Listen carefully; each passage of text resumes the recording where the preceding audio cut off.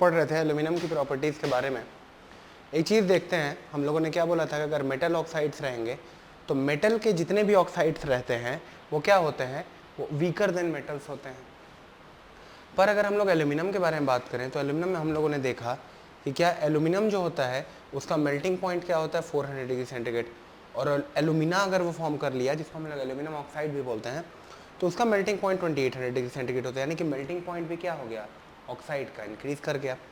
अब दोस्तों हम लोग स्ट्रेंथ की बात करते हैं जिसको हम लोग क्या बोलते हैं, स्ट्रेंथ बोलते हैं।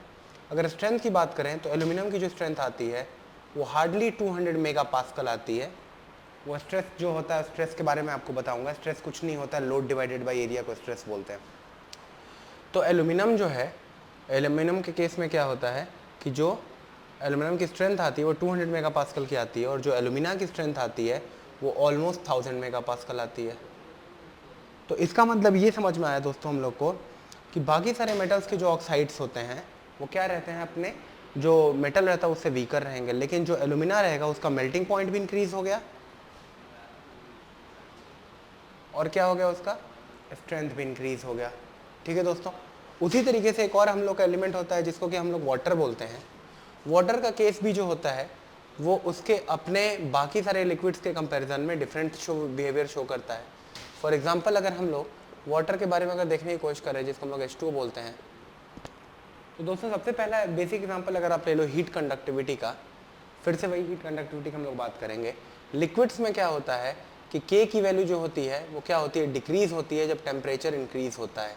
ये हम लोग किसके बारे में बात कर रहे हैं, फॉर ऑल लिक्विड्स। लेकिन दोस्तों हम लोग देखेंगे कि थर्मल कंडक्टिविटी की जो वैल्यू होती है वो इंक्रीज करती है with respect to temperature in case of H2O। ठीक है दोस्तों। तो रीज़न क्या है यहाँ पे, रीज़न हम लोग बाद में पढ़ेंगे, रीज़न के बारे में फोकस नहीं कर रहे हैं अभी। जस्ट थोड़ी देर के बाद आपको मैं बताऊंगा कि ये तो आपने थर्मल कंडक्टिविटी का बिहेवियर देख लिया। अब दोस्तों मान लो अगर आपको मैं दूसरी चीज़ बता रहा हूँ, जैसे कि सारे लिक्विड जो होते हैं जब वो सॉलिडिफाई होते हैं तो सॉलिडिफाई होने के बाद सारे के सारे लिक्विड्स क्या करते हैं, उनका वॉल्यूम क्या होता है, डिक्रीज करता है। तो लिक्विड्स का अगर वो लिक्विड से सॉलिड में कन्वर्ट होते हैं तो उनका वॉल्यूम जो होता है वो डिक्रीज होता है। बट वाटर के केस में ऐसा देखा गया है कि जब वो वाटर से आइस में कन्वर्ट होता है तो दोस्तों उसका वॉल्यूम क्या होता है, इंक्रीज होता है। तो ऐसा क्या है, तो दोस्तों इसका रीज़न ये है कि जो वाटर रहता है वो हमेशा जो इसका स्ट्रक्चर रहता है वो शुरुआत में ओपन स्ट्रक्चर फॉर्म करता है, और जब वो आइस में कन्वर्ट हो जाता है तो वो एक क्लोज स्ट्रक्चर फॉर्म कर लेता है। और एक और चीज़ होती है कि वाटर के मॉलिक्यूल्स के बीच में हाइड्रोजन बॉन्डिंग होती है। तो ये हाइड्रोजन जो बॉन्डिंग होती है, हाइड्रोजन बॉन्डिंग की वजह से होता क्या है कि जैसे ही वो आइस में कन्वर्ट होता है वैसे ही क्लोज टाइप का स्ट्रक्चर फॉर्म कर लेता है, और ये क्लोज टाइप का स्ट्रक्चर फॉर्म करने की वजह से दोस्तों इसका वॉल्यूम जो होता है वो इंक्रीज हो जाता है। तो हम लोग दो बहुत इंपॉर्टेंट मटेरियल्स के बारे में हम लोगों ने देखा। अच्छा दोस्तों देखते हैं एक और चीज़ आता है अब मटेरियल्स के अंदर कि कैसे कैसे क्या चीज़ें होती हैं, क्या प्रॉपर्टीज़ में चेंज आता है। तो दोस्तों अगर एक चीज़ देखिए, ये तो एक्सेप्शन हम लोगों ने पढ़े थे, एक और टर्म होता है टर्मिनोलॉजी, हम लोग इस तरीके से पॉइंट वाइज हम लोग पढ़ते चलेंगे। जैसे कि आप मान लो कि सबसे पहला बेसिक एग्जांपल हम लोग लेते हैं एलॉइंग का। एलॉइंग का मतलब आप समझो, एलॉइंग का मतलब ये होता है कि सपोज करो कि आपकी बॉडी है, ये आपकी बॉडी नहीं, ये मान लो कि पॉलीमर की बॉडी है। पॉलीमर की बॉडी का मतलब ये हो गया कि अगर हम लोग इसको ड्रॉ करना चाहे तो सपोज करो ये इसका माइक्रो स्ट्रक्चर है। दोस्तों अभी थोड़ी नेक्स्ट वाले टॉपिक में हम लोग माइक्रो स्ट्रक्चर के बारे में भी तुरंत पढ़ेंगे। तो अगर सपोज कर लो आपकी ये पॉलीमर का माइक्रो स्ट्रक्चर है, जो कि हम लोग क्या किए हैं, जो कि हम लोगों ने ऑप्टिकल माइक्रोस्कोप से देखा है। ठीक है दोस्तों, तो ये तो नॉर्मल पॉलीमर हो गया। अब अगर इसी नॉर्मल पॉलीमर के अंदर मैं क्या करूं, फ्लोरीन के एटम डाल दूं, क्लोरीन के एटम डाल दूं, एमाइड बॉन्ड्स इसको बोलते हैं, एमाइड बोलते हैं, AMID, एमाइड बॉन्ड्स को ऐड कर दूं, और सपोज करो आप ये स्ट्रक्चर जो है वो इसमें मैं क्या करूं, जो ये स्ट्रक्चर हम लोगों ने फॉर्म किया था कुछ ही शेप का, इसके अंदर अगर कहीं कहीं फ्लोरीन अगर आ गया, प्रेजेंट हो गया, तो दोस्तों अगर ये पॉलीएथिलीन था, अगर एक स्पेशल टाइप का पॉलीमर होता है, अगर ये पॉलीएथाइलीन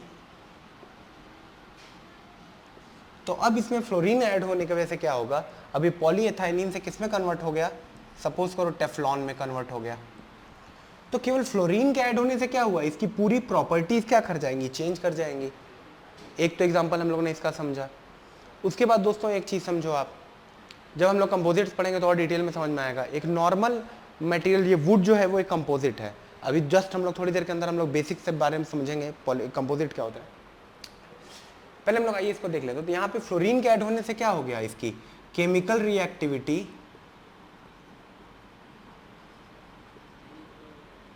रिड्यूस हो गई। और दोस्तों दूसरी चीज जो हो गई इसके अंदर वो क्या हो गया, इसका कोफिशिएंट ऑफ फ्रिक्शन जो होगा, अब ये जो मटेरियल बनेगा, जो कोफिशिएंट ऑफ फ्रिक्शन था जिसको हम लोग क्या बोलते हैं अल्फा, ये अल्फा की वैल्यू भी क्या हो गई, रिड्यूस हो गई। इसीलिए क्या होता है, आप घरों में देखते होंगे मम्मी जिन खानों पे खाना पकाती हैं उनको नॉन स्टिक बर्तन बोलते हैं ना।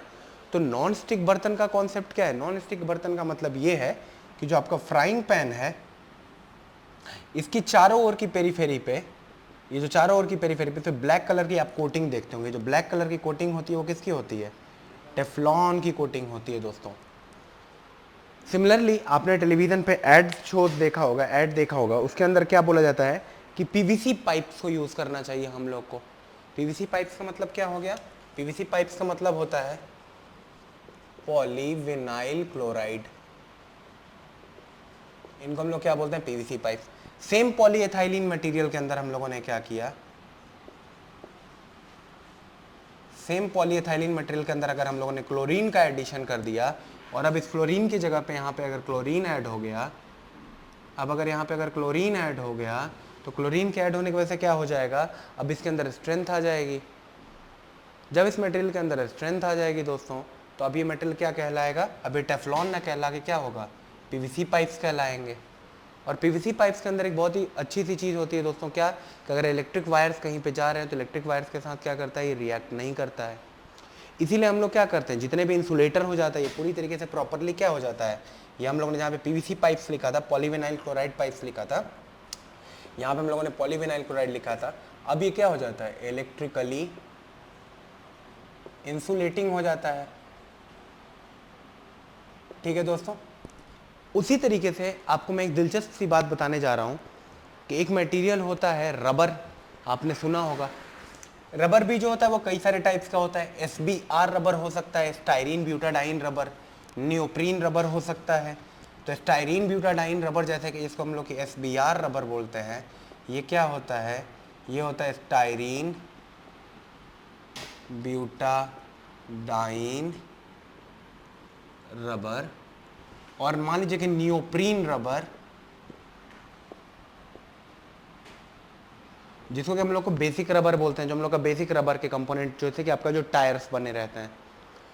तो दोस्तों आपने देखा होगा कि अगर आप बाइक को अगर तेजी से आप ब्रेक लगा करके और आप एक्सेलेरेटर दोगे तो क्या होगा, आपके टायर जो होंगे वो जमीन पे स्किड करते हैं। वो टायर जब जमीन पे स्किड करते हैं तो क्या होता है, टायर की प्रॉपर्टी खराब होती है, टायर मेल्ट कर जाता है।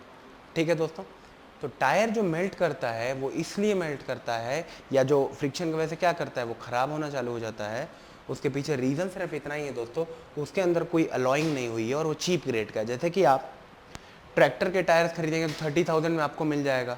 अगर आप बाइक के टायर की बात करते हैं तो बाइक के टायर्स आपको नॉर्मल जो सेम रिम साइज़ का अगर आप लगवाते हैं तो जो बाइक्स के जो टायर होते हैं वो आराम से आपको 1200 रुपी से लेकर के और कितने 3000 रुपी के अंदर अंदर आपको इन जनरल लोकल मार्केट में मिल जाएंगे।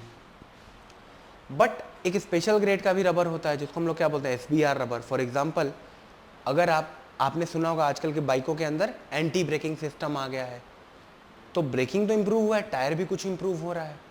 इसका मतलब ये हो रहा है कि अब उन टायर्स के अंदर हम लोग उन मटेरियल्स को ऐड कर रहे हैं जो कि क्या टायर की स्ट्रेंथ को होल्ड करके रख रहे हैं। अब इसके अंदर हम लोग स्टील के साथ में क्या किया है, हम लोगों ने स्टील के साथ में हम लोगों ने रिएक्शन हो गया अपने टायर मटेरियल का, और स्टील के साथ में रिएक्शन होने की वजह से अभी स्टाइरीन ब्यूटाडाइन रबर बन चुका है। थोड़ा ग्रेड में आपने स्टील डाल दिया है और अब क्या होगा, ये मटेरियल जो रहेगा ये लंबे टाइम तक क्या कर जाएगा, आपका स्पीड को सस्टेन करेगा। इसीलिए हम लोग क्या करते हैं, रेसिंग कार्स के अंदर हम लोग क्या करते हैं, इसको यूज़ करते हैं। अच्छा दोस्तों, टायर के मेल्ट करने के पीछे पे एक फिनोमेना होता है जिसको हम लोग क्या बोलेंगे, विस्को इलास्टिक फिनोमेना। वो हम लोग स्ट्रेस स्ट्रेन डायग्राम के बाद में पढ़ेंगे, तो हमको समझ में आएगा कि ये चीज़ इसके अंदर प्रॉपर्टी होती है। ठीक है दोस्तों, तो ये तो हम लोगों ने पॉलीमर्स के बारे में पढ़ लिया। अब दोस्तों देखते हैं कार्बन फाइबर क्या होता है। कार्बन फाइबर का मतलब ये होता है दोस्तों, कार्बन फाइबर क्या होता है, कार्बन फाइबर जो होता है इसको हम लोग अब फाइबर नहीं बोलेंगे, इसको हम लोग अब क्या बोलेंगे, कार्बन नैनो ट्यूब्स। क्या बोलेंगे हम लोग इसको अब, कार्बन नैनो ट्यूब्स।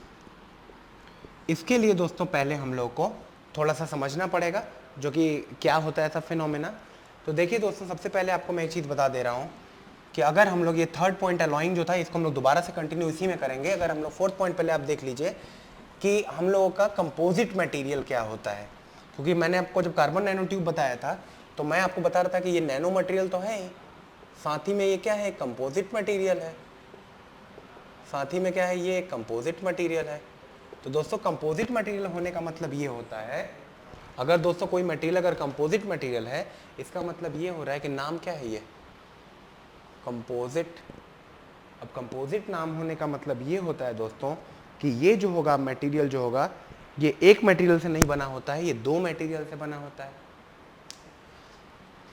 दो मटेरियल का मतलब ये हो गया दोस्तों, कोई भी कंपोजिट मटेरियल जो होगा वो किससे बना होगा, कोई भी कंपोजिट मटेरियल हम लोगों का, ये फोर्थ पॉइंट हम लोगों का, कंपोजिट मटेरियल एक मैट्रिक्स होता है उसके अंदर और एक फाइबर होता है। मैट्रिक्स का मतलब होता है दोस्तों, ये सपोज करो आप मैट्रिक्स है, इस मैट्रिक्स के अंदर हम लोग क्या करते हैं दोस्तों, फाइबर्स लगा देते हैं अच्छे स्ट्रेंथ वाले मटेरियल के। तो दोस्तों इस तरीके से लगाने से होता क्या है, पहले आप नॉर्मल मटेरियल समझिए। नॉर्मल मटेरियल जो होता है उसको आप इस डायरेक्शन में आप लोडिंग करें या आप इस डायरेक्शन में लोडिंग करें, इस मटेरियल को फेल कराने के लिए आप किसी भी डायरेक्शन में अगर आप लोड लगाएंगे आपको सेम अमाउंट ऑफ लोडिंग की जरूरत पड़ेगी दोस्तों। परंतु अगर हम लोग फाइबर इस कंपोजिट मटेरियल के बारे में बात करें तो देखिए दोस्तों इसमें क्या होगा, इसमें क्योंकि फाइबर्स का ओरिएंटेशन जो है वो एक पर्टिकुलर डिमेंशन के अंदर हुआ है, डायरेक्शन में हुआ है। अगर ये एक्स डायरेक्शन है और ये वाई डायरेक्शन है दोस्तों, तो इस मटेरियल के अंदर देखिए क्या होगा, इस मटेरियल के अंदर हो सकता है कि वाई डायरेक्शन में ये मटेरियल 100 मेगापास्कल पर ही फेल कर जाए और वाई डायरेक्शन में ये मटेरियल जो हो जाएगा वो 500 मेगापास्कल पे फेल करेगा। इस तरीके की प्रॉपर्टी कि अगर वुड का मटेरियल है, अगर इस डायरेक्शन में अगर हम लोग लोडिंग करें, अगर हम लोग इस डायरेक्शन में लोडिंग करें, तो इस डायरेक्शन में लोडिंग करने का मतलब ये होता है कि ये जो मटेरियल होगा वो एक्स डायरेक्शन में ज़्यादा लोड को बेयर करेगा। ठीक है दोस्तों, और वाई डायरेक्शन में जो होगा वो कम लोड को बेयर करेगा। इस टाइप की जो लोड बेयरिंग कैपेसिटी होती है इसको हम लोग क्या बोलते हैं, ये क्या हो जाएगा, ये आइसोट्रॉपिक नहीं मटेरियल रहेगा, इसको हम लोग बोलेंगे एनाइसोट्रॉपिक मटेरियल, एनाइसोट्रॉपिक मटेरियल। और ये जो मटेरियल जो रहेगा जो कि सारे डायमेंशंस में इक्वल अमाउंट ऑफ लोडिंग को बेयर कर रहा है, इस टाइप के मटेरियल को हम लोग कौन सा मटेरियल बोलेंगे दोस्तों, इस टाइप का मटेरियल रहेगा वो आइसोट्रोपिक मटेरियल बोलते हैं इसको।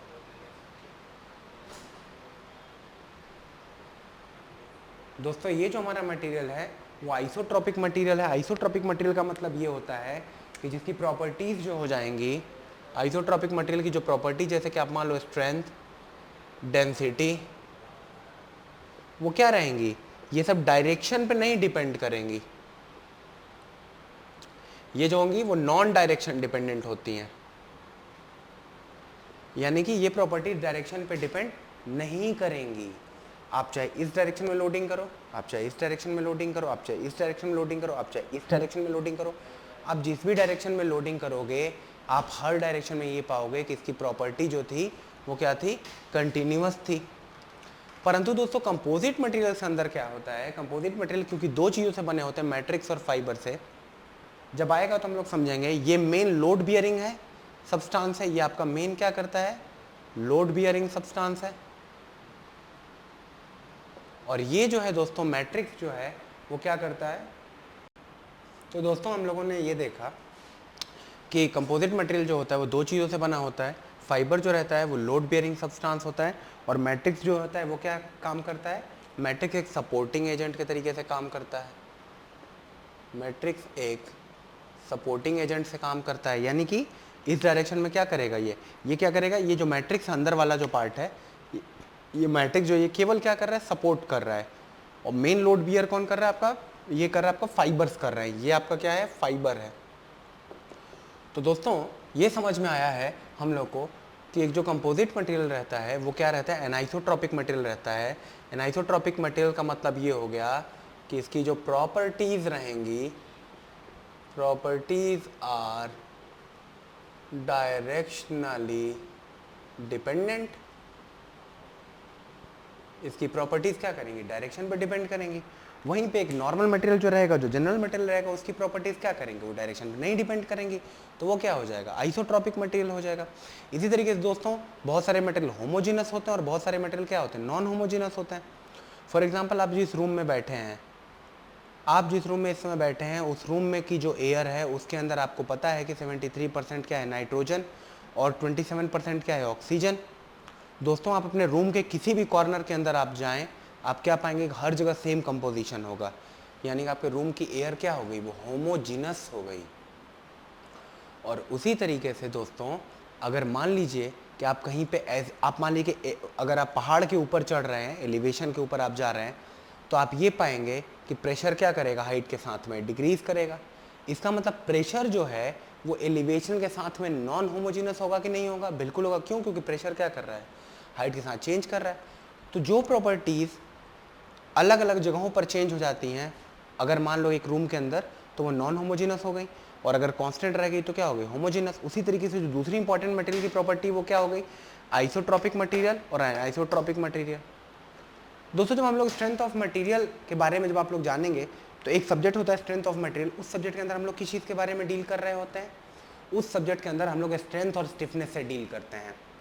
परंतु जब हम लोग मटेरियल साइंस पढ़ रहे हैं, तो हम लोग इस समय जो हम लोग डील कर रहे हैं वो मटेरियल के माइक्रो स्ट्रक्चर की ओर से डील कर रहे हैं, और उन्हीं माइक्रो स्ट्रक्चर की वजह से क्या हो रहा है, मटेरियल की सारी प्रॉपर्टीज़ आपको दी जाती हैं। तो मटेरियल की जो सारी प्रॉपर्टी, जो स्ट्रेंथ है, इसकी स्ट्रेंथ, मेरे वॉच की स्ट्रेंथ अलग है, मेरे डस्टर की स्ट्रेंथ अलग है, और मेरे पेन की स्ट्रेंथ अलग है, वो किस बेसिस पर हो रहा है, माइक्रो स्ट्रक्चर की वजह से हो रहा है। ठीक है दोस्तों, तो देखिए फिर से हम लोग का जो थर्ड पॉइंट हम लोग का कंटिन्यूएशन में चल रहा था, कार्बन फाइबर्स के बारे में हम लोग पढ़ रहे थे यहाँ पे कि कार्बन फाइबर्स क्या होते हैं। तो दोस्तों उसी तरीके से क्या होते हैं, कार्बन फाइबर्स होते हैं। हम लोग करते क्या हैं कि हम लोग जो गाड़ियाँ बनाते हैं, इन गाड़ियों में क्या करते हैं हम लोग, कंपोजिट मटेरियल अगर बॉडी यूज़ करते हैं आप, जो आपकी कार की जो बॉडी रहती है ऊपर की, वो हम लोग किससे बनाते हैं, कार्बन फाइबर से बनाते हैं। तो कार्बन फाइबर क्या होता है दोस्तों, तो जब हम लोग कार्बन फाइबर पढ़ेंगे तो हम लोग को समझ में आएगा बाद में। फिलहाल आप ये समझिए कि इस तरीके से ये कार्बन के अलग अलग फाइबर्स होते हैं, जो कि अलग अलग डायरेक्शन में क्या करते हैं, ओरिएंटेड रहते हैं। तो इन कार्बन फाइबर्स की स्ट्रेंथ जो हो जाती है काफ़ी ज़्यादा हाई हो जाती है, बट ये डायरेक्शन पे डिपेंड करेगा। ठीक है दोस्तों, साथ के साथ जो कार्बन नैनो ट्यूब्स होते हैं दोस्तों, वो क्या होता है, ग्राफीन एक मटेरियल होता है जो कि बहुत ही पतला मटेरियल होता है। इसकी दोस्तों जो थिकनेस है ना, वो थिकनेस जो होती है वो लेस देन 10 नैनोमीटर होता है, या इसको ग्रेफाइट की शीट भी हम लोग बोलते हैं। इस ग्रेफाइट की शीट को हम लोग अगर रोल कर लें, और रोल करने के बाद ये कुछ इस शेप का बन जाएगा, और इसकी चारों ओर से हम लोग क्या करते हैं, फुलरीन से कैपिंग कर देते हैं, यानी कैप लगा देते हैं। तो अब ये मटेरियल जो हो जाता है दोस्तों, वो कार्बन नैनो ट्यूब हो जाता है। तो दोस्तों आपको एक बहुत ही अच्छी चीज़ समझ में आ गई है कि जो कार्बन फाइबर हम लोग बार बार यूज़ करते हैं वो होता क्या है, वो और कुछ नहीं होता है, कार्बन नैनो ट्यूब होता है, जो कि ग्राफीन, GRAPHENE ग्राफीन और फुलरीन के कैपिंग से उसका फाइबर बनाते हैं, यानी कि नैनो मटेरियल हो गया वो। और नैनो मटेरियल बनाने के बाद उसको हम लोग एज अ कंपोजिट यूज़ कर लेते हैं, और एज अ कंपोजिट यूज़ करके उस मटेरियल की स्ट्रेंथ क्या हो गई है, इंक्रीज़ हो गई है, उसकी स्ट्रेंथ बहुत ज़्यादा बढ़ जाएगी। इतनी ज़्यादा इंक्रीज़ हो जाएगी और इतना लाइट वेट प्रोड्यूस होगा दोस्तों कि यही सेम मटेरियल जो है, कार्बन नैनो ट्यूब जो है, वो क्या हो जाएगा, वो बहुत ही ज़्यादा स्ट्रेंथ हैंडल कर लेगा। इसकी जो स्ट्रेंथ होगी इन जनरल वो 1200 मेगापास्कल तक होती है, और जो वेट होता है वो डेंसिटी की अगर हम लोग बात करें तो 4000, डेंसिटी का यूनिट क्या होता है, किलोग्राम पर मीटर क्यूब। तो डेंसिटी इतनी होती है। वहीं पे दोस्तों अगर हम लोग स्टील के बारे में बात करें, सबसे ज़्यादा कंस्ट्रक्शन में कौन सा मटेरियल यूज़ होता है? स्टील में यूज़ होता है, सबसे ज़्यादा यूज़ होता है स्टील। तो अगर दोस्तों हम लोग स्टील के बारे में बात करें तो स्टील का दोस्तों जो स्ट्रेंथ होता है वो हम लोग 1000 मेगापास्कल तक लेके जा सकते हैं, ठीक है दोस्तों। और 1000 मेगापास्कल तक ले जाने के बाद हम लोग एक चीज़ देखेंगे कि इसका इन जनरल जो डेंसिटी आएगा स्टील का वो क्या होता है, 7800 किलोग्राम पर मीटर क्यूब के आसपास होता है। तो दोस्तों आप एक बात बताओ, अगर हम लोग इस डस्टर के बारे में चर्चा करें, इस डस्टर की लेंथ मान लो 15 सेंटीमीटर है, इसकी जो विड्थ है वो आप मान लो कि 5 सेंटीमीटर है और इसकी जो थिकनेस है वो 5 सेंटीमीटर की है। तो दोस्तों अगर हम लोग इसका वॉल्यूम निकाल सकते हैं, वॉल्यूम निकल गया। अब दोस्तों अगर वॉल्यूम निकल गया है, अगर ये सेम चीज़ अगर आप स्टील की बनाओ और ये सेम चीज़ अगर आप किसकी बनाओ, कार्बन फाइबर की बनाओ, और दोस्तों एक और मटेरियल मैं आपको बताना चाह रहा हूँ, एल्यूमिनियम, जिसके बारे में हम लोग बात करना चाह रहे हैं। अगर मान लो अगर सेम मटेरियल में एल्यूमिनियम का रखूँ, आप समझना, अगर मैं एक बार एल्यूमिनियम ले रहा हूँ, एक बार मैं कार्बन नैनो ट्यूब ले रहा हूँ, एक बार मैं स्टील ले रहा हूँ, अगर सबकी डेंसिटी का एक आइडिया मैं आपको दे देता हूँ, जो इन जनरल जो एल्यूमिनियम की डेंसिटी होती है वो 2800 तक होती है किलोग्राम पर मीटर क्यूब। ये आपको याद नहीं रखना है, इन वैल्यूज़ को आपको याद रखने की ज़रूरत नहीं है, बस आपको इसलिए ये वैल्यूज़ ध्यान में रहना चाहिए थोड़ा सा कि जो मैं बता रहा हूँ आप उस चीज़ को समझ सको। जो कार्बन नैनो ट्यूब की डेंसिटी होती है वो 4000 तक होती है, जो स्टील की डेंसिटी होती है वो 7800, इसको कुछ देर के लिए आप 8000 मान लो, ठीक है दोस्तों। अच्छा हम लोग स्ट्रेंथ के बारे में बात कर लेते हैं, उसको सिग्मा से हम लोग डिनोट करते हैं। तो जो एल्यूमिनियम की स्ट्रेंथ होती है दोस्तों वो हो जाती है 200 मेगापास्कल तक। जो कार्बन नैनो ट्यूब की स्ट्रेंथ होती है वो होती है 1000 मेगापास्कल, और जो स्टील की स्ट्रेंथ होती है वो इन जनरल हम लोग 400 मेगापास्कल तक लेके जा सकते हैं। तो दोस्तों एक बात बताओ, अगर आपने 1 मीटर क्यूब का अगर एक ब्लॉक बनाया है जिसकी का वॉल्यूम जो है वो 1 मीटर क्यूब है, तो आप मुझको बताओ सबसे ज़्यादा स्ट्रेंथ किसका होगा? क्या मैं ये कह सकता हूँ कि सबसे ज़्यादा स्ट्रेंथ मेरा कार्बन नैनो ट्यूब का होगा? आपने ये बोला कि सर सबसे ज़्यादा स्ट्रेंथ कार्बन नैनो ट्यूब का होगा। दूसरा आप बताओ, दूसरे नंबर पे स्ट्रेंथ किसका होगा? स्टील का होगा। आप बोलोगे हाँ सर स्टील का होगा, क्योंकि स्टील का स्ट्रेंथ आपने बता रखा है 400 मेगापास्कल। तो आपने कहा कि सर दूसरे नंबर पे जो स्ट्रेंथ आएगा वो स्टील का आएगा। फिर मान लो दोस्तों अगर मैं आपसे पूछता हूँ कि तीसरे नंबर पे स्ट्रेंथ किसका आ जाएगा, तो आप क्या बोलोगे दोस्तों? तीसरे नंबर पे जो स्ट्रेंथ आएगा वो एल्यूमिनियम का आएगा। तो क्या दोस्तों हम लोग इस तरीके से ये कह सकते हैं कि सेम मटेरियल के अंदर स्ट्रेंथ हम लोग का जो है वो का ऑर्डर जो रहेगा स्ट्रेंथ का वो 1, 2 और फिर 3 का रहेगा। अब आइए बात करते हैं मास की। मास क्या होता है? Density into volume. वॉल्यूम सबका कांस्टेंट है, ये ब्लॉक है। एक बात बताओ आप, जिसकी डेंसिटी ज़्यादा होगी उसका मास ज़्यादा होगा? बिल्कुल होगा। सबसे ज़्यादा डेंसिटी किसकी है? स्टील की है। तो स्टील का मास कितना हो जाएगा 1 मीटर क्यूब का? 8000 किलोग्राम हो जाएगा कि नहीं हो जाएगा? 8 टन वॉल्यूम हो जाएगा। सिमिलरली अगर हम लोग कार्बन नैनो ट्यूब की बात करें तो दोस्तों बताओ आप, कार्बन नैनो ट्यूब का वॉल्यूम क्या 4000 किलोग्राम हो जाएगा? आप बोलोगे हाँ सर हो जाएगा, 4000 किलोग्राम वॉल्यूम हो जाएगा। फिर दोस्तों अगर मैं बात करता हूँ एल्यूमिनियम की, तो एल्यूमिनियम का वॉल्यूम क्या हो जाएगा? 2800 है, तो 2800 किलोग्राम हो जाएगा, हो जाएगा।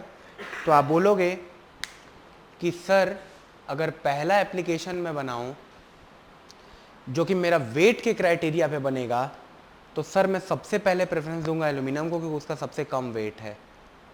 ठीक है दोस्तों, क्राइटेरिया आप देखो यहाँ पे अलॉइंग के अंदर का ही ये क्राइटेरिया है कि अगर मैं वेट को क्राइटेरिया देना चालू करूं, अगर मैं वेट को क्राइटेरिया देने की बात करूं, तो सबसे पहले मैं क्या करूंगा? प्रेफरेंस एल्यूमिनियम को दूंगा, फिर मैं कार्बन नैनो ट्यूब को दूंगा, फिर मैं किसको दूंगा? स्टील को दूंगा। ठीक है दोस्तों, अब अगर मान लीजिए वेट अगर हो गया है, अब अगर मान लीजिए मैं कॉस्ट को देने की बात करूं, तो कॉस्ट अगर मेरा कम होना चाहिए, कॉस्ट अगर मेरा कम होना चाहिए, तो मैं फिर से सबसे पहला प्रेफरेंस किसको दूंगा? एल्यूमिनियम को दूंगा, फिर मैं किसको दूंगा? स्टील को दूंगा, फिर मैं किसको दूंगा? कार्बन नैनो ट्यूब को दूंगा। दोस्तों अगर मैं स्ट्रेंथ को देना चालू करूं प्रेफरेंस, तो मैं कार्बन नैनो ट्यूब को सबसे पहले वेटेज दूंगा, फिर मैं किसको वेटेज दूंगा? स्टील को वेटेज दूंगा, फिर मैं किसको वेट दूंगा? एल्यूमिनियम को दूंगा। तो दोस्तों अब मेरे एप्लीकेशन के ऊपर डिपेंड करेगा कि मैं किस टाइप के एप्लीकेशन में यूज़ करूँ। देखो दोस्तों, अगर आप घर बनाएंगे तो घर बनाने के अंदर क्या है, अगर कॉस्ट, अगर एक बहुत बड़ा क्राइटेरिया नहीं है तो आप स्ट्रेंथ को प्रेफरेंस देंगे, स्ट्रेंथ के बेसिस पे आप क्या करेंगे, कार्बन नैनोट्यूब को प्रेफर करेंगे। लेकिन मान लीजिए थोड़ा सा कॉस्ट वाला इशू है तो हम लोग स्टील को यूज़ करेंगे। एल्यूमिनियम को हम लोग स्ट्रक्चरल स्टील में नहीं यूज़ कर सकते हैं क्योंकि एल्यूमिनियम का कंप्रेसिव स्ट्रेंथ काफ़ी कम होता है। आपने सुना होगा ऐड के अंदर कि विराट कंप्रेसिव स्ट्रेंथ। तो कंप्रेसिव स्ट्रेंथ का मतलब ये होता है कि अगर मैं इसको पुश कर रहा हूँ, नीचे की ओर दबा रहा हूँ, इसको हम लोग क्या बोलेंगे, कंप्रेसिव स्ट्रेंथ बोलेंगे। अगर मैं इसको खींच रहा हूँ तो मैं इसको टेंसाइल स्ट्रेंथ बोलूँगा। अगर मैं इसको कट कर रहा हूँ तो मैं शेयर स्ट्रेंथ बोलूँगा। अगर मैं इसके ऊपर एनर्जी को अप्लाई कर रहा हूँ, अगर मैं ये एनर्जी अगर लगा रहा हूँ तो ये टफनेस हो जाएगा। अगर मैं इसको हाई टेम्परेचर पे लेके जा रहा हूँ दोस्तों, और तब मैं इसका स्ट्रेंथ चेक कर रहा हूँ, तो दोस्तों मैं इसको क्रीप बोलूँगा। ये अलग अलग प्रॉपर्टीज़ आपको मैं मैकेनिकल प्रॉपर्टीज़ के अंदर बताऊँगा पहले ही लेक्चर के अंदर। चलिए, तो ये तो मैंने आपको बता दिया। इन सब बेसिस पर हम लोग क्या करेंगे, इसको सेलेक्ट कर लेंगे। अब दोस्तों जब हम लोग पॉलीमर पढ़ रहे थे तो हम लोग क्या पढ़ रहे थे, पॉलीमर के अंदर हम लोगों ने देखा था, देखिए दोस्तों पॉलीमर मटेरियल के बारे में बता देता हूँ आपको। पॉलीमर मटेरियल एक ऐसा मटेरियल होता है जो कि कार्बन और हाइड्रोजन से बना होता है। यानी कि पॉलीमर जो होता है उसको हम लोग इनडायरेक्टली बोल सकते हैं कि वो एक ऑर्गेनिक मटेरियल होता है। तो आपने बोला कि सर ऑर्गेनिक मटेरियल का मतलब क्या होता है, तो दोस्तों ऑर्गेनिक मटेरियल का मतलब ये होता है कि जो कि पेट्रोलियम प्रोडक्ट्स का जो हम लोग रिफाइन करते हैं, तो पेट्रोलियम प्रोडक्ट्स की जो रिफाइनिंग होती है, पेट्रोलियम प्रोडक्ट की रिफाइनरी में अलग अलग चीज़ें निकलती हैं, नेफ्थलीन निकलता है, नेफ्था निकलता है, उन्हीं सारे प्रोडक्ट से हम लोग क्या करते हैं, उसको हम लोग बनाते हैं। तो ये जो होता है, अभी कंपोजिट मटेरियल के बारे में नहीं देखते हैं, अभी हम लोग पॉलीमर ही देख रहे थे। पॉलीमर मटेरियल में दोस्तों क्या होता है कि carbon carbon, hydrogen hydrogen, hydrogen hydrogen. एक बात बताओ, आप बेसिक एलिमेंट्री 12th क्लास की बात करते हैं, कार्बन की वैलेंसी कितनी होती है, कार्बन की वैलेंसी आप बोलोगे कि सर 4 होती है। यानी आप बोलोगे कि सर कार्बन 4 बॉन्ड बना सकता है, बिल्कुल बना सकता है, कार्बन 4 बॉन्ड बना सकता है। यहाँ पे कार्बन क्या कर रहा है, कार्बन ने एक बॉन्ड हाइड्रोजन के साथ बनाया, एक बॉन्ड हाइड्रोजन के साथ बनाया, एक बॉन्ड हाइड्रोजन के साथ बनाया, एक बॉन्ड हाइड्रोजन के साथ बनाया, एक बॉन्ड हाइड्रोजन इस वाले कार्बन ने। यहाँ पे एक बॉन्ड मैंने क्या कर दिया, फ्री कर दिया है। नाम मैं क्या बोल रहा हूँ, पॉलीमर। पॉली का मतलब बहुत सारे, मर का मतलब होता है बेसिक यूनिट। पॉलीमर का मतलब होता है, आइए हम लोग कंपोजिट पढ़ लिए हैं तो फिफ्थ मटेरियल पढ़ते हैं पॉलीमर के बारे में, ठीक है। और एलॉइंग मटेरियल हम लोग का चलता रहेगा, बहुत सारी चीजें उसके अंदर आती रहेंगी। एलॉइंग तो अभी चलता ही रहेगा हम लोग का, जो थर्ड यूनिट था। देखिए पॉलीमर के अंदर, पॉलीमर का जो नाम निकला है दोस्तों, वो किन चीजों से बना हुआ है, इसके अंदर पॉली आ रहा है और मर आ रहा है। पॉली का मतलब क्या हो गया, मेनी, मर का मतलब हो गया बेसिक एलिमेंट्स। तो आपने क्या बोला कि सर नाम से तो ये समझ में आ रहा है कि पॉलीमर एक ऐसा मटेरियल है सर जिसमें बहुत सारे मर्स लगे हुए हैं। मर क्या होता है, ये बेसिक यूनिट होता है। देखिए दोस्तों, जब ये बार बार मैं carbon carbon carbon carbon carbon, hydrogen hydrogen hydrogen, hydrogen hydrogen hydrogen लगा दूं, तो बताओ अगर सेम टाइप का यूनिट को अगर मैं रिपीट करता चलूं, तो अगर मैं यहाँ पे n लगा दूं, तो क्या दोस्तों ये मेरा पॉलीमर बन गया। ये एक सिंगल आइटम जब तक था तो ये एक सिंगल क्या था, मर था। और मैंने इस पे n लगा दिया तो आप बोलोगे कि हाँ सर ये तो क्या हो गया, पॉलीमर हो गया। अब दोस्तों देखिए होता क्या है कि कार्बन हाइड्रोजन के जो बॉन्ड्स होते हैं वो एक इस तरीके से शीट स्ट्रक्चर एक लेयर में बन गया, बहुत सारे पॉलीमर्स बन गए।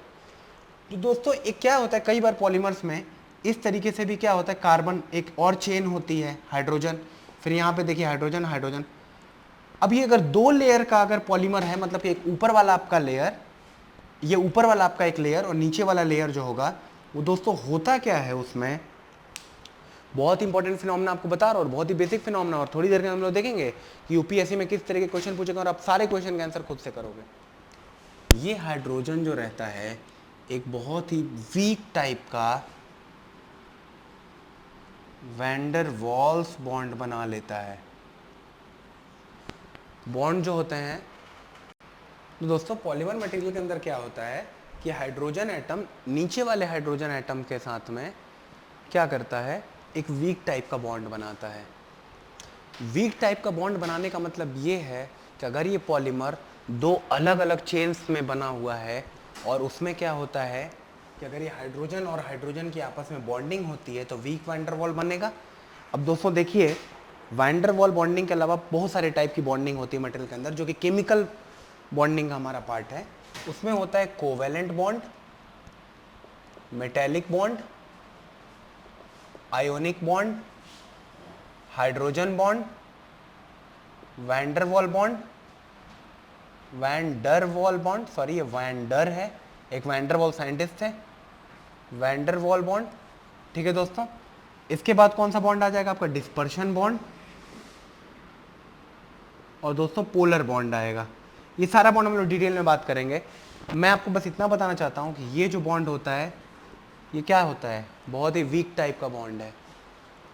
तो दोस्तों अगर ये बहुत ही वीक टाइप का बॉन्ड है तो इस बॉन्ड में क्या हो जाता है दोस्तों, जब भी हम लोग पॉलीमर को क्या करते हैं, गर्म करते हैं, तो आपने देखा होगा गर्म करते ही अगर आप इसको गर्म करोगे तो क्या हो जाएगा, सॉफ्ट हो जाएगा। और अगर ये सॉफ्ट हो जाएगा तो आप क्या करोगे, इसको आराम से खींच सकते हो। तो ये जो प्रॉपर्टी कहाँ से आ रही है, ये इसी वीक वैन डर वाल फोर्स की वजह से आ रही है कि जो वैन डर वाल बॉन्ड है, ये जो वैन डर वाल फोर्स है वो इतना वीक है कि लेयर्स क्या करेंगी, आपस की मेल्ट कर जाएंगी, चेन खुलने लगेगा। अगर चेन अगर पूरा खुलने लगेगा तो आपका मटेरियल क्या कर जाएगा, सॉफ्ट हो जाएगा, मेल्ट कर जाएगा, हल्का हो जाएगा, वीक हो जाएगा। ये प्रॉपर्टी किसके अंदर आएगी, पॉलीमर्स में आएगी दोस्तों। ठीक है, तो ये आपके पॉलीमर्स हो गए। अब देखिए दोस्तों, अभी अलॉइंग में ही हम लोगों ने पढ़ा था, फ्लोरीन क्लोरीन का एग्जांपल पढ़ा था। ठीक है, तो ये तो पॉलीमर मटेरियल के अंदर हम लोगों को चीज़ें समझ में आ गई। दोस्तों एक और बात है कि पॉलीमर मटेरियल के अंदर एक और फिनोमेना साथ में होता रहता है कि पॉलीमर मटेरियल विस्को इलास्टिसिटी को प्रोड्यूस दिखाता है। खासतौर पे आपका रबर जो होता है, आपने अभी पढ़ा ना कि सर नियोप्रीन रबर होता है, सर एसबीआर रबर होता है। तो दोस्तों एसबीआर रबर में क्या होता है, विस्को इलास्टिसिटी नहीं आती है। विस्को इलास्टिसिटी, इसका मतलब समझा रहा हूँ और बाद में आपको पूरी अच्छी तरीके से मैं बताऊँगा। इसको बोलते हैं विस्को इलास्टिसिटी। देखिए दोस्तों क्या होता है कि ये जो रबर होता है आपका, रबर क्या होता है, रबर कैसे बनता है, विस्को इलास्टिसिटी से पहले आप ये समझो कि रबर क्या होता है। रबर या पॉलीमर जो होता है, देखो हाँ एक और चीज़ थी दोस्तों, ये जो हाइड्रोजन एटम था, वो जो वीक वैन डर वाल बना रहा था हाइड्रोजन एटम के साथ, वो वल्कनाइजेशन से बना रहा था। अभी मैं आपको बताता हूँ उसका मतलब क्या होता है। तो दोस्तों पॉलीमर मटेरियल के एक चैन है और ये एक चैन है, इन दोनों चैन्स के बीच में जो जोड़ने वाला जो काम करता है वो कौन करता है, आपका सल्फर करता है दोस्तों। और दोस्तों सल्फर के बारे में एक इंपॉर्टेंट प्रॉपर्टी है कि 100 किलोग्राम अगर आपको रबर बनाना है तो उसके लिए 35 kg आपको किसकी जरूरत पड़ेगी, सल्फर की जरूरत पड़ेगी। क्या करने के लिए, आपको इन दोनों चैन्स को ऐड करने के लिए। और इन दोनों चैन्स को ऐड करने का जो प्रोसीजर होता है उसको हम लोग बोलते हैं वल्कनाइजेशन। ठीक है दोस्तों, अब आपने मुझको अभी आपने पढ़ा और आप बताओगे कि सर वल्कनाइजेशन तो ठीक है कि सल्फर ऐड हो गया तो चैन्स बन गई, सर आप ये विस्को इलास्टिसिटी क्या लिखे हो। दोस्तों स्टील हो गया, स्टील वगैरह मटेरियल में क्या होता है कि आप उसको खींचते जाओ, वो इलास्टिसिटी अपनी शो करता जाएगा, वो क्या करता जाएगा, बढ़ता जाएगा। ठीक है, एक्सटेंड होता जाएगा और स्ट्रेंथ जो होगा वो भी बढ़ता जाएगा।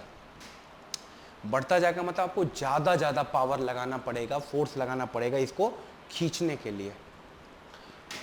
परंतु दोस्तों पॉलीमर मटेरियल के अंदर देखिए क्या होता है कि पॉलीमर मटेरियल के अंदर जैसे टायर है, टायर भी एक पॉलीमर है, तो टायर क्या रहेगा, एक लोड तक तो वो सॉलिड जैसा बिहेव करता है। ये वाला मटेरियल एक लोड तक सॉलिड की तरीके से बिहेव करेगा, लेकिन एक टाइम ऐसा आएगा कि वो मटेरियल क्या करेगा, फ्लूइड की तरीके से फ्लो करने लगेगा। फ्लूइड मटेरियल क्या होता है, बिना स्ट्रेस के ही तो आपका मटेरियल फ्लो करता है ना। फ्लूइड की लेयर्स के बीच में शेयर स्ट्रेस लगता है वो एक अलग बात है, लेकिन अगर आप पानी को क्या करो, इंक्लाइंड सरफेस से केवल आप ऐसे अगर पानी गिराने, अगर मान लो आपको कुछ बॉटल कुछ ड्रॉप्स आप यहाँ पे गिराए तो यहाँ रुका तो नहीं रहेगा, वो क्या करेगा, फ्लो करेगा। तो आपने कोई फोर्स तो नहीं लगाया था, वो अपने आप क्या करा, नीचे चला गया। उसी तरीके से ये जो मटेरियल होता है ये क्या होता है, after a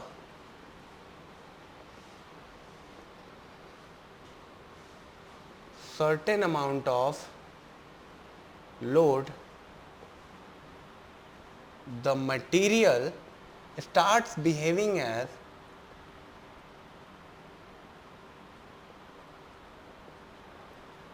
liquid, that is very less amount, or that is at even a constant load the material will continue to fail। कहने का मतलब ये है कि जब मैंने आपको मेटल बताया तो मेटल में मैंने आपको एक चीज़ बताया कि जेंटलमैन और लेडीज़, ये मटेरियल क्या करेगा, ये खींचता जाता है, ये मटेरियल खींचता जाता है, लेकिन लोड बढ़ाना पड़ता है। लोड बढ़ाओगे आप तभी ये मटेरियल खींचेगा खींचेगा खींचेगा खींचेगा। लोड बढ़ रहा है, डिक्रीज नहीं होगा, लोड आपको और बढ़ाते जाना पड़ेगा। लेकिन जो पॉलीमर मटेरियल होगा उसमें एक समय तक आप लोड बढ़ा रहे हैं, एक टाइम के बाद वो लोड कांस्टेंट हो गया, फिर भी मटेरियल क्या कर रहा है, उस कांस्टेंट लोड आपने लगा के रखा है उसी पे ये मटेरियल क्या कर रहा है, खींचे जा रहा है, यानी कि एक्सटेंड होता जा रहा है। ये प्रॉपर्टी आती है विस्को इलास्टिसिटी की वजह से। और क्यों आती है, क्योंकि उस मटेरियल का बॉन्ड जो होता है ना, बॉन्ड वो क्या हो जाता है, कन्फर्मेशन हो जाता है उसके अंदर। ये प्रॉपर्टी बाद में, यानी कि बॉन्ड खुल जाते हैं, बॉन्ड खुल जाएगा, मटेरियल हल्का हो जाएगा, लेस लोड पर ही क्या करेगा, खींचता जाएगा वो मटेरियल। अगर लेस लोड पर ही अगर वो मटेरियल क्या करता गया, खींचता गया, आपका मटेरियल विस्को इलास्टिक मटेरियल हो गया। ठीक है दोस्तों, तो ये तो था कि पॉलीमर मटेरियल के बारे में बेसिक्स मैंने आपको बता दिया। इसके अलावा पॉलीमर मटेरियल के बारे में एक और चीज़ जो कि बहुत ही बेसिक चीज़ आप जान लो, इंट्रोडक्टरी पार्ट है ये, कि ये जो पॉलीमर मटेरियल होता है ये दो टाइप का होता है। एक होता है थर्मोप्लास्टिक और एक होता है थर्मोसेटिंग प्लास्टिक।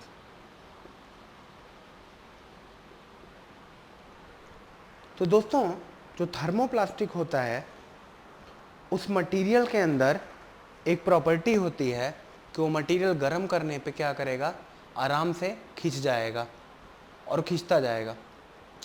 रीज़न ये होता है कि जो थर्मोप्लास्टिक होता है उसके जो अलग अलग चेन है, चेन का मतलब एक कार्बन कार्बन कार्बन कार्बन, ये कार्बन कार्बन कार्बन कार्बन, इनके बीच में कोई एक प्रॉपर्टी होती है जिसको बाद में आप देखिए हर चीज़ समझेंगे, आप इंट्रोडक्शन ही बस आप समझो इस समय, कि थर्मोप्लास्टिक जो होता है इसकी बॉन्ड्स के बीच में क्रॉस लिंकिंग होती है, नहीं होती है। थर्मोप्लास्टिक में क्रॉस लिंकिंग नहीं होती है, ये किस में होती है, थर्मोसेटिंग में। इसमें क्या होता है, ये क्रॉस लिंकिंग इसमें होगी, किसमें, थर्मोसेटिंग प्लास्टिक में। और थर्मोप्लास्टिक में क्या होगा, कोई क्रॉस लिंकिंग नहीं होगी, यहाँ पे हाइड्रोजन होगा। मतलब अब समझ रहे होंगे मैं क्या बोलना चाह रहा हूँ, कि बॉन्ड्स के बारे में बात कर रहा हूँ केवल, कि यहाँ पे देखिए लीनियर लिंकिंग है, यहाँ पे क्या है, क्रॉस लिंकिंग है। तो दोस्तों होता क्या है कि जब थर्मोप्लास्टिक, ये एक थर्मोप्लास्टिक है, थर्मोप्लास्टिक बहुत सारे टाइप्स होते हैं, पॉलीविनाइल क्लोराइड होगा, टेफ्लॉन होगा, स्टायरीन होगा, पॉलीअमाइड होगा, ये सारे क्या होंगे, थर्मोप्लास्टिक होंगे। इन मटेरियल्स के बीच में कोई क्रॉस लिंकिंग नहीं है। तो जब हम लोग गर्म करते हैं तो गर्म करने पे ये मटेरियल क्या हो जाता है, सॉफ्ट मटेरियल्स हो जाते हैं। इसके बाद हम लोग बिग मटेरियल्स के बारे में पढ़ेंगे, बिग 4 बोलते हैं उनको, पॉलीएथिलीन, ठीक है, पॉलीविनाइल क्लोराइड, टेफ्लॉन, इस तरीके जो बहुत ज़्यादा यूज़ होता है। क्योंकि देखिए दोस्त, अगर गर्म करने पे सॉफ्ट जा रहा है इसका मतलब ये नहीं कि मटेरियल बेकार है, वो हल्का मटेरियल होता है, वो लाइट वेट मटेरियल होता है, उसको बनाने में कॉस्ट काफ़ी कम लगता है। अगर उसको बनाने में दोस्तों अगर कॉस्ट काफ़ी कम लग रहा है तो मटेरियल काफ़ी ज़्यादा पॉपुलर हो जाएगा। इसीलिए क्या है, आम मार्केट के अंदर जो रोज़मर्रा का मार्केट है, पॉलीथीन का यूज़ बहुत ज़्यादा देखेंगे। क्यों, चीप है बनाना, अच्छा खासा स्ट्रेंथ कैरी कर लेता है, तो आप पॉलीथीन में क्या करते हो, चीज़ों को इस्तेमाल कर लेते हो। लेकिन दोस्तों अगर मैं थर्मोसेटिंग प्लास्टिक की बात करूं तो थर्मोसेटिंग प्लास्टिक के अंदर सेम फिनोमेना नहीं आएगा। थर्मोसेटिंग प्लास्टिक के अंदर विस्कोइलास्टिसिटी नहीं दिखाई देगी, वो केवल रबर के अंदर दिखाई देती है, इलास्टोमर के अंदर दिखाई देती है, और थर्मोप्लास्टिक के अंदर दिखाई देती है। थर्मोसेटिंग प्लास्टिक के अंदर क्रॉस लिंकिंग हो जाएगा। तो अब ये क्या करेंगे, अगर आप टेम्परेचर को इंक्रीज कर रहे हो तो ये सॉफ्ट नहीं होंगे, ये क्या हो जाएंगे, सीधे दे विल बर्न। बर्न का मतलब ये हुआ कि अब आप उसको रिप्रोड्यूस नहीं कर सकते हो। यहाँ पे आप क्या कर सकते थे, इसको ये सॉफ्ट हो गया, छोटा हो गया, दोबारा से आप रिप्रोड्यूस कर लो उसको, है ना। तो अगर आप रिप्रोड्यूस कर लोगे, इसीलिए क्या होता है, थर्मोप्लास्टिक्स क्या हो जाता है, रिसाइक्लेबल हो जाते हैं। लेकिन मैं पॉलीथीन की बात नहीं कर रहा हूँ, वो रिसाइक्लेबल नहीं है। अगर मैं थर्मोसेटिंग की बात करूँ तो ये क्या है, ये रिसाइक्लेबल ही नहीं है, एक बार में बर्न हो रहा है। फॉर एग्जाम्पल जब आएगा तो मैं बताऊंगा, पॉली मेथाइल एक्रेलेट उसको बोलते हैं, एक्रिलिक्स बोलते हैं। बेकेलाइट एक बहुत ही कॉमन मटेरियल जो आप लोग सुने होंगे, टेलीफोन जो आता है आपका, पहले वाला टेलीफोन, जो आपके टेलीफोन की जो बॉडी होती है वो बेकेलाइट की बनी होती है ना दोस्तों। जो आपका टेलीविज़न का जो बाहर का कैबिनेट होता है वो बेकेलाइट का बना होता है।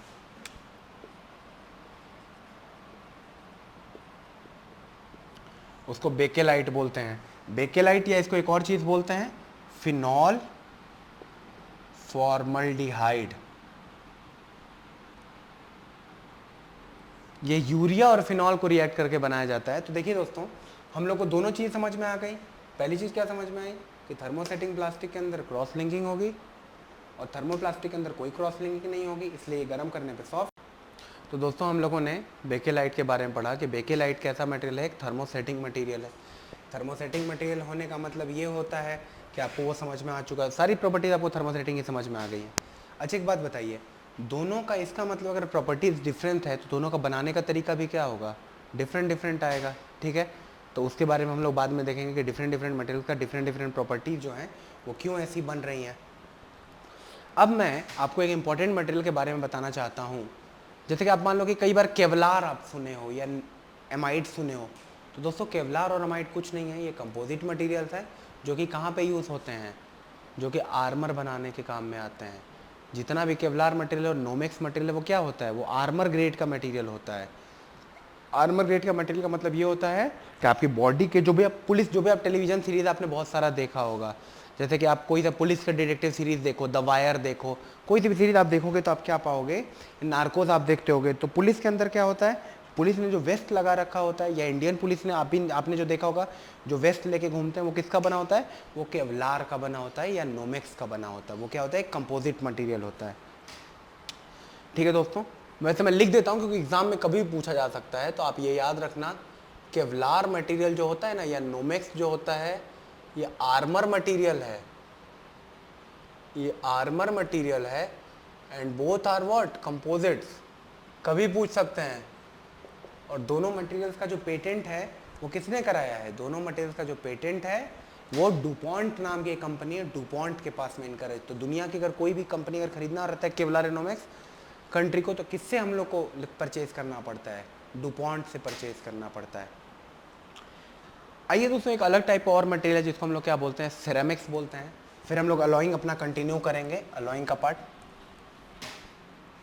जो नेक्स्ट टाइप का हम लोग का मटेरियल है इसको हम लोग क्या बोलेंगे, कंपोजिट्स, अरे सॉरी सिरामिक्स।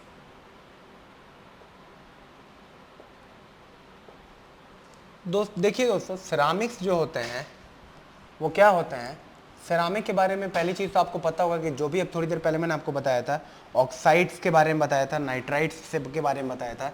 जैसे कि सबसे बेसिक एग्जांपल्स आप ले लो, कोई भी ऑक्साइड, जैसे कि आयरन ऑक्साइड बना ले रहा है। आयरन ऑक्साइड का मतलब है कि जो भी आपकी रस्टिंग हो जाती है, आयरन के अंदर जो आपकी रस्टिंग होती है वो किसकी वजह से होती है, वो इसकी वजह से होती है, Fe3O4, ठीक है ना, या Fe2O3, ये भी आयरन का ऑक्साइड है। चलिए Al2O3, ठीक है, सिलिकॉन कार्बाइड, टाइटेनियम नाइट्राइड, ठीक है ना दोस्तों। ये जो मटेरियल होते हैं इनको क्या बोलते हैं, सेरामिक्स बोलते हैं। सेरामिक्स जो बना हुआ है दोस्तों, वो टर्मिनोलॉजी जो है वो आती है क्या, बर्न्ट मटेरियल, इसको हम लोग बोलते हैं। क्या है ये, बर्न्ट मटेरियल है। इसलिए दोस्तों इसको ऐसा बोलते हैं क्योंकि एक चीज़ तो इनका कि क्या, मेल्टिंग पॉइंट बहुत ही ज़्यादा हाई होता है, ठीक है दोस्तों। दूसरी बात क्या होती है, मेल्टिंग पॉइंट ज़्यादा होने का इनकी स्ट्रेंथ भी बहुत ज़्यादा होती है। स्ट्रेंथ का मतलब मैं क्या बोल रहा हूँ, कंप्रेसिव स्ट्रेंथ के बारे में बात कर रहा हूँ। ये मैं आपको कंप्रेसिव और टेंसाइल के बारे में मैं अभी नहीं बताऊंगा, कंप्रेसिव और टेंसाइल स्ट्रेंथ के बारे में आपको बाद में बताऊंगा, पहले आप जान लीजिए क्या होता है। कंप्रेसिव स्ट्रेंथ इनकी क्या होती है, बहुत ही ज़्यादा होती है दोस्तों। ये ब्रिटल मटेरियल होते हैं। ब्रिटल मटेरियल का मतलब बस अभी आप इतना समझ लीजिए कि उसको हम लोग खींचते हैं तो थोड़ा ही सा आगे वो बढ़ता है, वो ब्रेक कर जाता है। अगर एक कोई मटेरियल डक्टाइल है तो थोड़ा सा ज़्यादा खींचेगा, एक ब्रिटल मटेरियल थोड़ा सा खींचा ब्रेक कर गया, क्या हो गया, ब्रिटल मटेरियल हो गया दोस्तों। इसके अलावा जो सिरामिक्स की जो प्रॉपर्टीज होती है वो केमिकली इनर्ट होते हैं। इसके अलावा दोस्तों ये क्या होते हैं, ये जो मटेरियल्स होते हैं ये इंसुलेटर्स के तरीके से एक्ट करते हैं। इंसुलेटर का मतलब क्या है, किस चीज का इंसुलेटर, हीट इंसुलेटर भी होते हैं ये और इलेक्ट्रिकल इंसुलेटर भी होते हैं। इसका मतलब ये हुआ कि ये हीट कॉमा इलेक्ट्रिसिटी के बहुत ही अच्छे इंसुलेटर्स होते हैं। ठीक है दोस्तों, ये इंसुलेट करते हैं, अपने अंदर से पास नहीं होने देते हैं। तो ये सारी प्रॉपर्टी जो होती है वो सिरामिक्स की होती हैं। किसी भी चीज़ के आप ऑक्साइड्स ले लो, नाइट्राइड्स ले लो, कार्बाइड्स ले लो, वो सारे क्या होते हैं, वो सारे इसके अंदर रहते हैं दोस्तों। इनके अलावा जो सबसे इंपॉर्टेंट प्रॉपर्टी आपको पता होनी चाहिए वो ये है कि इनकी शीयर स्ट्रेंथ बहुत ज़्यादा है। शीयरिंग, शीयर, कटिंग स्ट्रेंथ बहुत ज़्यादा है। अब देखो, अगर कटिंग स्ट्रेंथ किसी मटेरियल की कम है तो वो मटेरियल क्या होगा, कटेगा। और किसी मटेरियल का शीयर स्ट्रेंथ ज़्यादा है तो वो क्या करेगा, वो काटेगा। यानी कि वो क्या करेगा, वो कटिंग परफॉर्म करेगा। तो अगर इन मटेरियल्स का शीयर स्ट्रेंथ ज़्यादा है तो क्या हम लोग इसको बोल सकते हैं, आप बोलोगे कि सर ये कटिंग टूल मटेरियल की तरीके से हम लोग इसको यूज़ कर लें क्या, आप इसको कटिंग टूल मटेरियल की तरीके से यूज़ कर लो दोस्तों। कटिंग टूल मटेरियल की तरीके से हम लोग इसको यूज़ कर लेंगे। तो दोस्तों सिलिकॉन कार्बाइड अगर हम लोग ले लें, सिलिकॉन नाइट्राइड्स अगर ले लें, टाइटेनियम नाइट्राइड्स अगर ले लें और एलुमिना का मटेरियल ले लें, तो दोस्तों ये सारे मटेरियल क्या करते हैं, बहुत ही अच्छे कटिंग टूल मटेरियल होते हैं। अच्छा एक और बात देखिए दोस्तों, अगर आप किसी भी मटेरियल की कटिंग कर रहे हैं तो क्या आप कटिंग करते समय आपको ऐसा लग रहा है कि टेम्परेचर भी बढ़ेगा, तो आप बोलोगे हाँ सर कटिंग कर रहे हैं तो टेम्परेचर तो बढ़ेगा। तो अगर टेम्परेचर आपका बढ़ेगा तो आप एक बात बताओ कि क्या मटेरियल की कुछ प्रॉपर्टी पे चेंज होना चाहिए, होना चाहिए। आपने अभी देखिए, अगर आपसे मैं बोलता हूँ कि अभी आपको मैंने थोड़ी देर पहले बताया था कि स्टील का मेल्टिंग पॉइंट कितना होता है, 1500 डिग्री सेल्सियस के आसपास होता है। इन जनरल स्टील का जो मेल्टिंग पॉइंट होता है वो 1500 डिग्री के आसपास होता है दोस्तों। अगर वहीं पे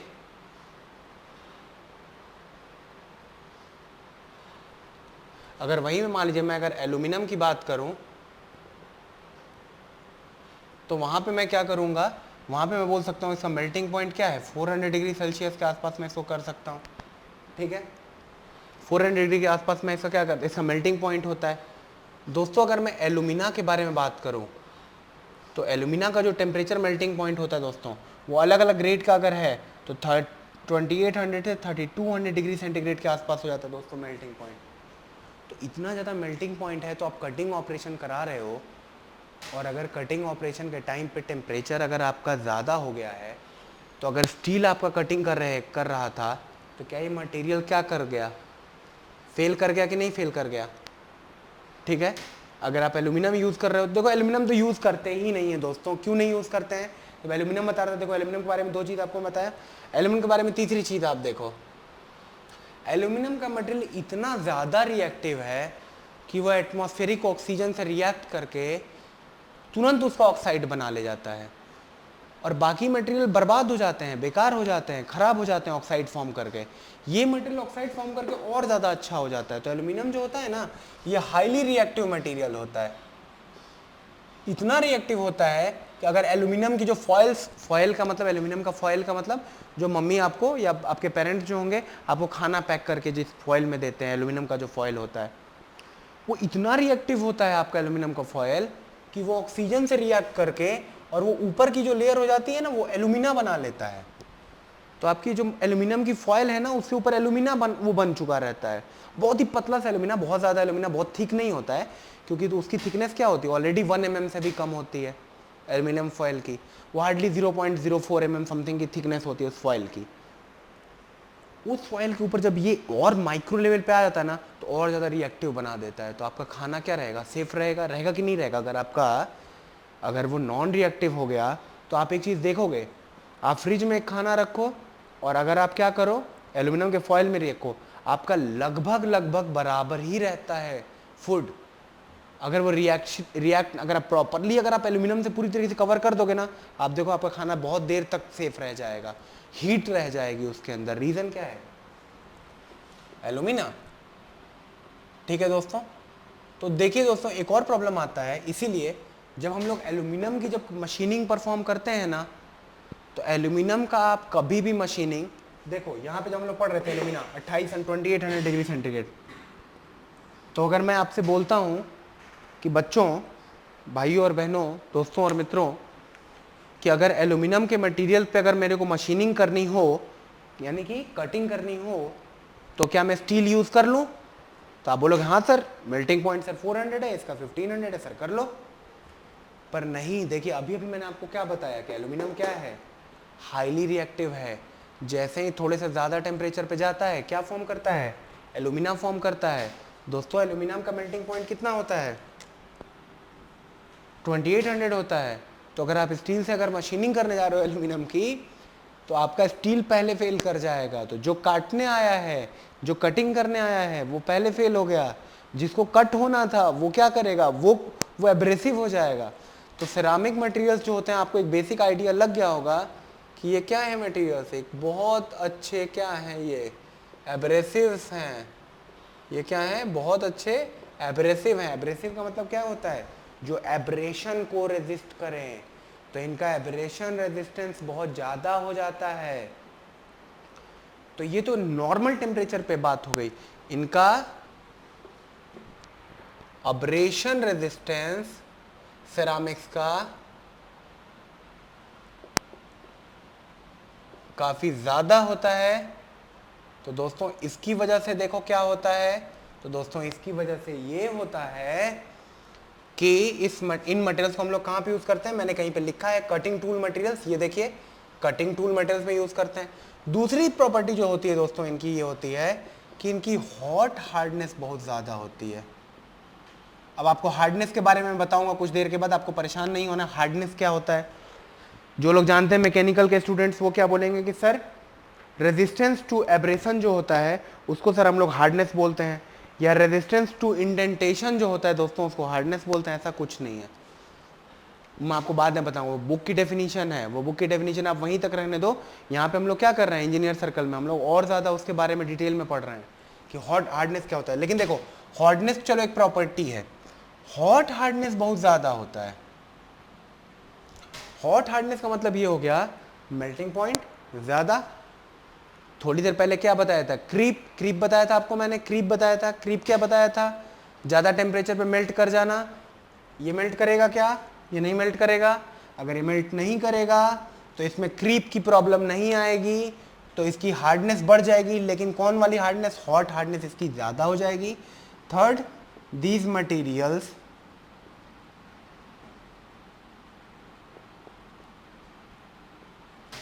डू नॉट क्रीप। जब क्रीप पढ़ेंगे तो बाद में आपको मैं बताऊंगा, अभी क्रीप के बारे में आपको नहीं परेशान होना है। तो ये मटेरियल क्या करते हैं, क्रीप आउट नहीं होते हैं, इनकी क्रीप नहीं हो पाती है। ठीक है दोस्तों, तो ये क्या करते हैं मटेरियल, कोई भी क्रीप इनके अंदर नहीं आता है। अच्छा, चौथी प्रॉपर्टी जो होती है दोस्तों, ये बाकी देखो ये भी इसकी प्रॉपर्टी ही है, और ये भी और भी प्रॉपर्टी आप जानते रहो, क्योंकि एग्जाम में कुछ भी आपको पूछा जा सकता है। हॉट हार्डनेस ज़्यादा है, क्रीप बहुत ज़्यादा है इसका, क्रीप स्ट्रेंथ, क्रीप नहीं करते मतलब क्रीप की स्ट्रेंथ क्या है ज़्यादा, ये बहुत ही ज़्यादा एनवायरमेंटल में एबंडेंट हैं। अच्छा दोस्तों, एग्जाम में कई बार क्या होता है कि हम लोग को सारे मटेरियल्स के बारे में पता नहीं रहता है। तो अगर मान लो कि अगर आपको मैं एक मटेरियल दे देता हूं, तो केवल अपना दिमाग लगाना कि ये क्या हो सकता है। सरमेट्स होते हैं कुछ, ठीक है ना, सरमेट्स। तो सरमेट्स ना लिखकर मैं थोड़ा सरमेट ही लिख रहा हूं, सरमेट मटेरियल होता है। एक बात बताओ, सरमेट का नाम सोच कर, और ये एक एब्रेसिव टूल है, ठीक है ना, ये भी कटिंग करने के ही काम में आता है। टर्निंग, ड्रिलिंग, ड्रिलिंग होता है ना, ड्रिल देखा है ना आपने, ड्रिल करता है जो क्या करता है, होल प्रोड्यूस करता है, उसको ड्रिल बोलते हैं। टर्निंग का मतलब इसका, जैसे कि आप ये देखो यहाँ पे, इसका डायमेंशन थोड़ा सा यहाँ पे क्या हो, इसका डायमीटर यहाँ पे कम है, यहाँ डायमेंशन ज़्यादा है, इसको टर्निंग किया गया होगा। तो इसका मतलब है, हाँ मैं सरमेट के बारे में बता रहा था कि सरमेट देखते ही आपके दिमाग में क्या आ रहा है, सरमेट देखते ही आपके दिमाग में आएगा कि सर बोलोगे कि सर यहाँ पे दो वर्ड्स अलग अलग हैं, ये जो बीच की दीवार है ये टूटती नहीं है, और ये बीच की दीवार दो चीज़ों से बनी हुई है, एक को हम लोग क्या बोलते हैं, सिरामिक, और दूसरे को हम लोग क्या बोलते हैं, मेटल। और दोस्तों जब ये दो चीज़ से बना होता है तो इसको हम लोग क्या बोलते हैं, इसको हम लोग बोलते हैं सरमेट। और ये क्या हो जाता है, ये कंपोजिट हो जाता है, ये एक मटेरियल क्या हो जाता है, ये कंपोजिट मटेरियल हो जाता है। और ये एक बहुत अच्छा क्या है, ये अब्रेसिव टूल है, ठीक है दोस्तों, ये क्या है, एक अब्रेसिव टूल है। दोस्तों अभी तक हम लोगों ने डिफरेंट मटेरियल की डिफरेंट प्रॉपर्टीज़ के बारे में पढ़ा। अब हम लोग जो एक इम्पॉर्टेंट मटेरियल के बारे में पढ़ने जा रहे हैं, जिसको हम लोग क्या बोलते हैं, कार्बाइड। देखिए दोस्तों, इसको हम लोग क्या बोलते हैं, कार्बाइड बोलते हैं, ठीक है। ये हम लोग का 7 टाइप का अगर स्ट्रक्चर होगा तो ये कार्बाइड है। कार्बाइड क्या होता है दोस्तों, कार्बाइड भी एक वैसा ही मटेरियल होता है जैसा कि सिरामिक होता है, लेकिन इसकी जो मैन्युफैक्चरिंग होती है वो किस तरीके से होती है, कार्बाइड की जो मैन्युफैक्चरिंग होती है वो पाउडर मेटलर्जी से बनाते हैं, पाउडर मेटलर्जी से इसको बनाते हैं। पाउडर मेटलर्जी का मतलब ये होता है दोस्तों, सबसे पहले हम लोग एक मेटल का कुछ पाउडर बनाते हैं अलग अलग प्रोसेस से, उसके बाद हम लोग क्या करते हैं, उस मटेरियल को कंप्रेस करते हैं, कंप्रेस करने के बाद कुछ बाइंडर डालते हैं, बाइंडर डालने के बाद हम लोग क्या करते हैं, उसको हीटअप करते हैं, हीटअप करने के बाद तो प्रॉपर स्ट्रेंथ ले लेता है, इस तरीके से बनाते हैं। कार्बाइड का मतलब ये होता है कि कोई सा भी मटेरियल है, जैसे कि मान लो आप टंगस्टन ले लो, तो टंगस्टन ने क्या किया कि टंगस्टन कार्बाइड का अगर फॉर्मेशन कर लिया तो ये हो गया आपका tungsten carbide, titanium carbide, zinc carbide होता है, इस तरीके से डिफरेंट कार्बाइड्स हो जाते हैं। अब दोस्तों ये भी जो मटेरियल बने थे वो क्या हुए थे, इनको भी एब्रेसिव्स के तरीके से यूज़ करने के लिए बनाया गया था, इनको भी एब्रेसिव्स के लिए हम लोगों ने यूज़ किया था। ये क्या होते हैं, ये हाई टेम्परेचर एप्लीकेशन के लिए बनाए जाते हैं, हाई टेम्परेचर पे इसका एप्लीकेशन होता है, वहाँ पे हम लोग यूज़ करते हैं, ठीक है। और ये भी मटेरियल क्या होंगे, ये भी नॉन रिएक्टिव मटेरियल्स होते हैं। तो बिल्कुल सिरामिक वाली ही प्रॉपर्टी रहती है, लेकिन सिरामिक के कंपैरिजन में जो इसका एब्रेसिव स्ट्रेंथ रहता है वो थोड़ा सा स्लाइटली कम रहता है इसका, ठीक है दोस्तों। तो ये तो कार्बाइड हो गया। अब उसके बाद जो थर्ड पॉइंट हम लोग का बार बार कंटिन्यूएशन में चल रहा था, अलॉइंग का मतलब क्या होता है। देखिए दोस्तों, सिमिलरली स्टील अगर है, स्टील हो गया या कास्ट आयरन हो गया, सबसे पहली चीज़ तो बेसिक चीज़ आती है कि हम लोग को आज के बाद ये समझना है कि स्टील हो गया चाहे कास्ट आयरन हो गया, दोनों के दोनों किसके अलॉय हैं, दोनों जो अलॉय हैं वो आयरन के हैं, Fe या आयरन के हैं। आयरन में एक सर्टेन अमाउंट में कार्बन मिला होता है, जब percentage of carbon is less than 2.3 होता है तो वो जो प्रॉपर आयरन का अलॉय होता है, उस आयरन के अलॉय को हम लोग बोलते हैं स्टील। दोस्तों अब ये परसेंटेज ऑफ कार्बन के बेसिस पे वो माइल्ड स्टील हो जाता है, डेड माइल्ड स्टील हो जाता है, हाई कार्बन स्टील होता है, लो कार्बन स्टील होता है। सिमिलरली परसेंटेज ऑफ कार्बन जब ग्रेटर देन 2.3 रहता है तो वो जो मटेरियल होता है दोस्तों, ये मटेरियल जब हो जाता है इसको हम लोग क्या बोलते हैं, कास्ट आयरन। अब देखिए दोस्तों, मैन्युफैक्चरिंग के बेसिस पे कि कौन से तरीके से हम लोगों ने मैन्युफैक्चर किया अपने आइटम्स को, on behalf of that process कोई मटेरियल स्टील के अंदर भी क्या होगा, अलग अलग टाइप का स्टील हो सकता है, हाई टेम्परेचर रेजिस्टेंट स्टील हो सकता है, लो टेम्परेचर रेजिस्टेंट हो सकता है, बहुत सारे स्टील का हम लोग नाम सुनेंगे, माइल्ड स्टील सुनेंगे।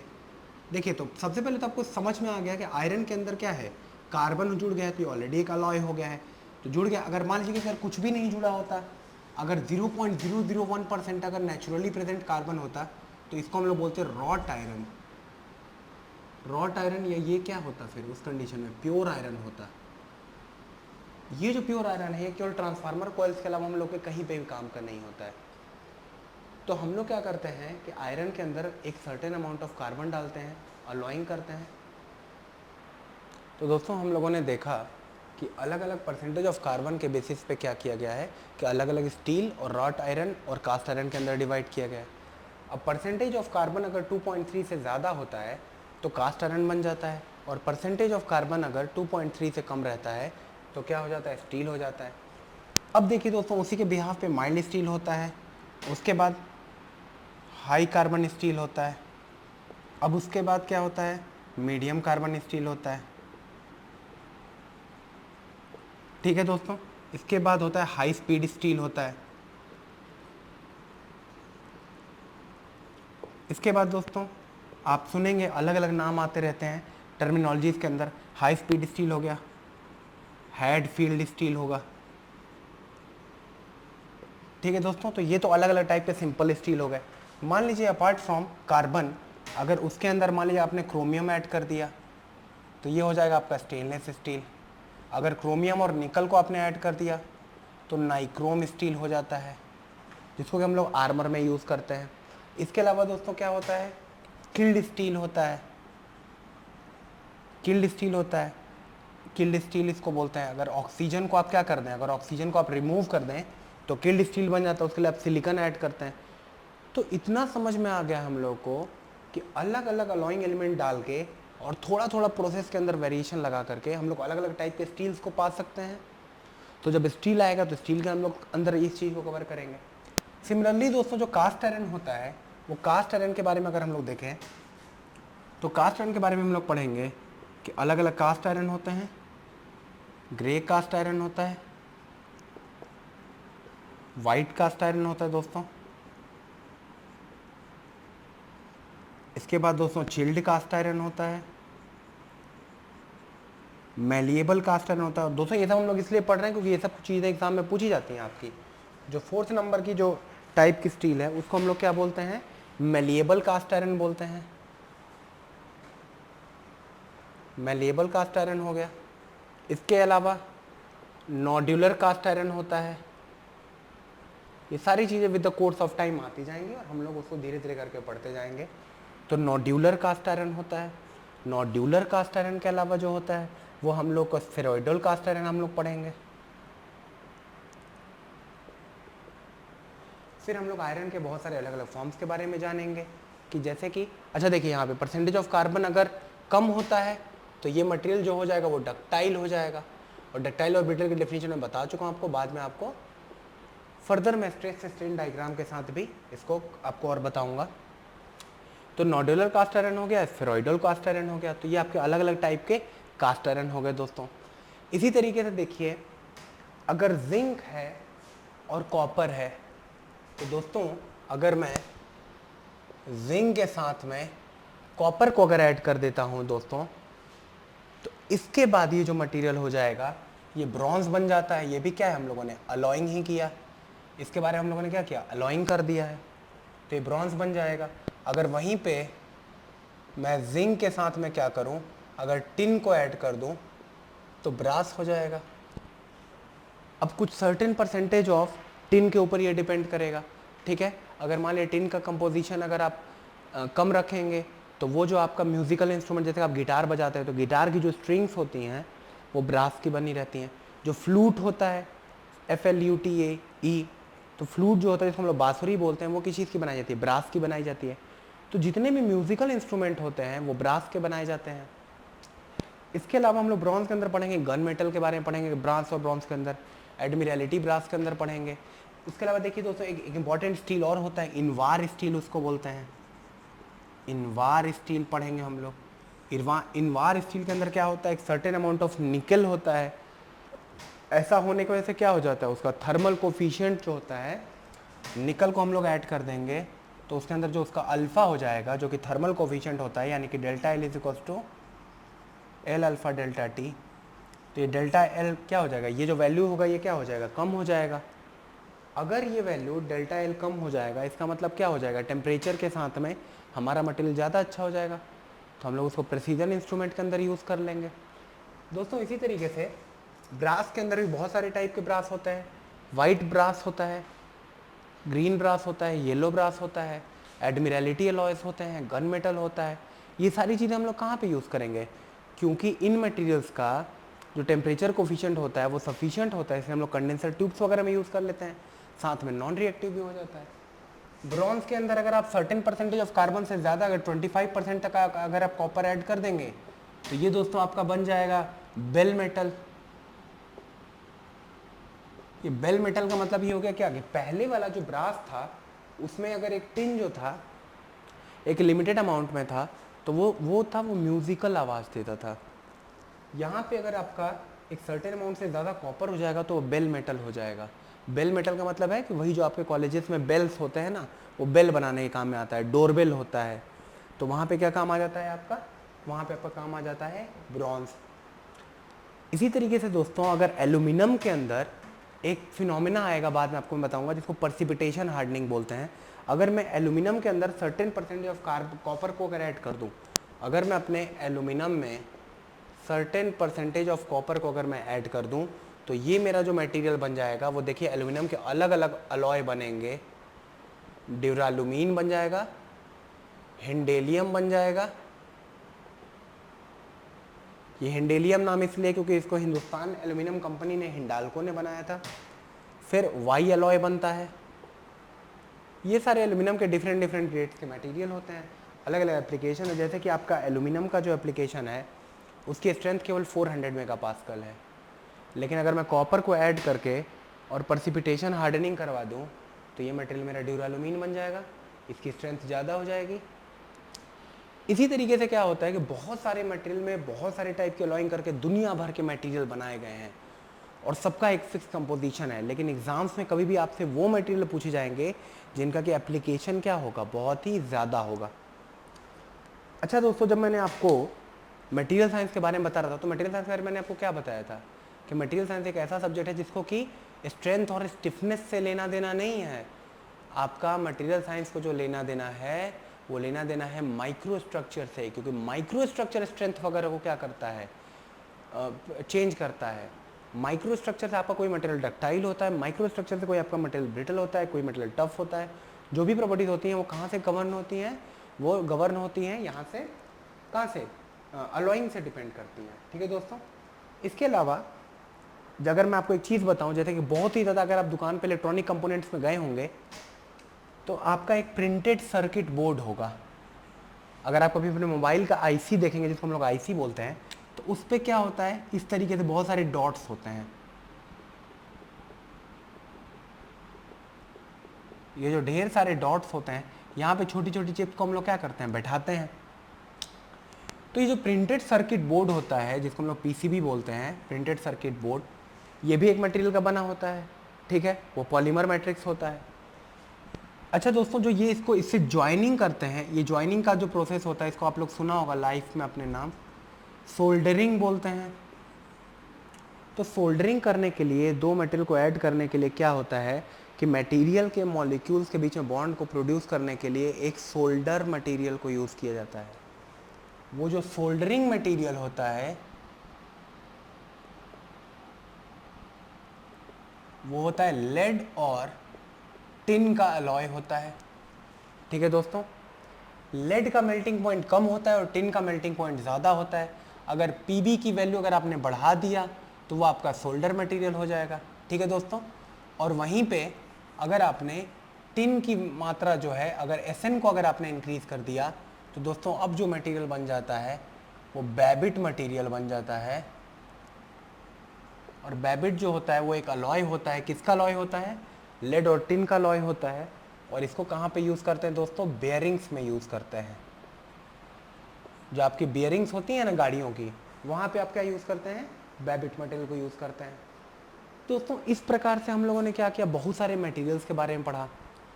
अब बहुत सारे मटेरियल बहुत सारे फेलियर मैकेनिज्म से फेल करेंगे, हम लोग फेलियर मैकेनिज्म को भी कवर करेंगे। उसके बाद मैकेनिकल मटेरियल्स के अंदर हम लोग, क्योंकि उसका वेटेज बहुत ज़्यादा है, तो हम लोग वहाँ पे क्या पढ़ेंगे, फेज डायग्राम्स को भी कवर करेंगे, आयरन कार्बन डायग्राम को कवर करेंगे। तो इस तरीके से हम लोग अलग अलग टाइप के फेज डायग्राम्स के बारे में कवर करेंगे। आइए दोस्तों, अब कुछ क्वेश्चंस के बारे में हम लोग कर लेते हैं, क्योंकि हम लोगों ने अगर इतना बड़ा लेक्चर अगर प्रिपेयर किया है तो हम लोग को ये देखना है कि एक्चुअली एग्जाम्स में पेपर किस तरीके का आता है। तो हम लोग उस बिहाफ पे कुछ पेपर्स को सॉल्व करेंगे। Thank you so much. तो दोस्तों अभी तक हम लोगों ने बेसिक्स बहुत सारे मटेरियल के बारे में कवर कर लिया, हम लोगों ने बहुत सारे मैकेनिज्म्स को पढ़ लिया। अब बात आती है कि देखिए केवल मात्र इतने ही टाइम की स्टडी से आप बहुत सारे क्वेश्चंस को सॉल्व कर पाएंगे, जो कि मॉडरेट या टफ लेवल जो भी हो, देखिए आपको काफ़ी कुछ समझ में आ चुका है। तो मैं जो सबसे पहला क्वेश्चन जो है वो आपके सामने, जो सबसे पहला क्वेश्चन हम लोग पढ़ने जा रहे हैं, देखिए वो ये है कि यूपीएससी का क्वेश्चन आया था कि कंसीडर द फॉलोइंग स्टेटमेंट्स। जो क्वेश्चन था वो ये था, कंसीडर द फॉलोइंग स्टेटमेंट्स। आपको अब मल्टीपल स्टेटमेंट्स इसमें प्रोवाइड किए जाते हैं। इन मल्टीपल स्टेटमेंट्स को हम लोग क्या करना पड़ता है, वेरीफाई करना पड़ता है कि वो करेक्ट है कि नहीं है। तो पहला स्टेटमेंट जो दिया गया था वो ये था कि material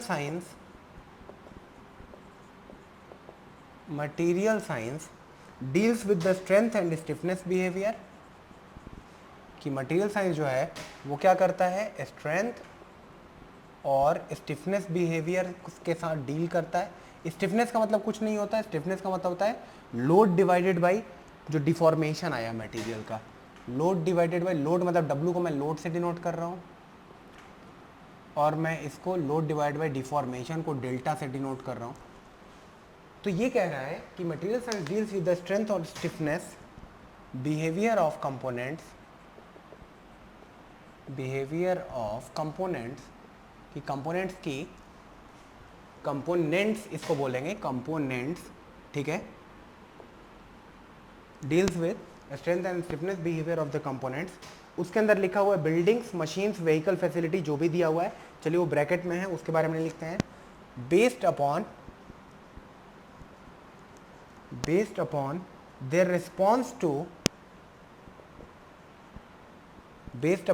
response to applied stresses।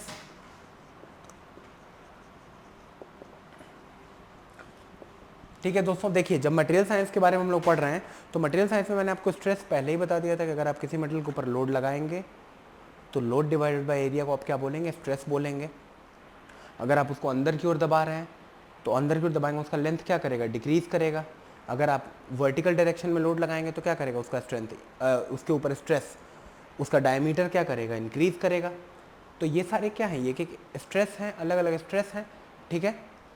तो अप्लाइड स्ट्रेस के बिहाफ पे मटेरियल साइंस एक सब्जेक्ट जो है वो क्या करता है, स्ट्रेंथ और स्टिफनेस बिहेवियर को डील करता है। और जो दूसरा स्टेटमेंट दिया गया था हम लोग को, वो दिया गया था कि मटेरियल प्रॉपर्टीज, कि जो मटेरियल की प्रॉपर्टीज होती हैं are dependent upon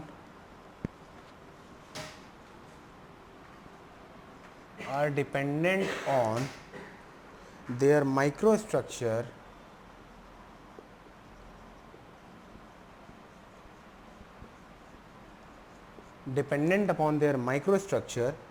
and response to the force fields के बारे में बोल रहा है। and response to the force field का मतलब मैग्नेटिक फील्ड, इलेक्ट्रिक फील्ड, जो भी टाइप की फील्ड आपकी लगेगी। and response to magnetic field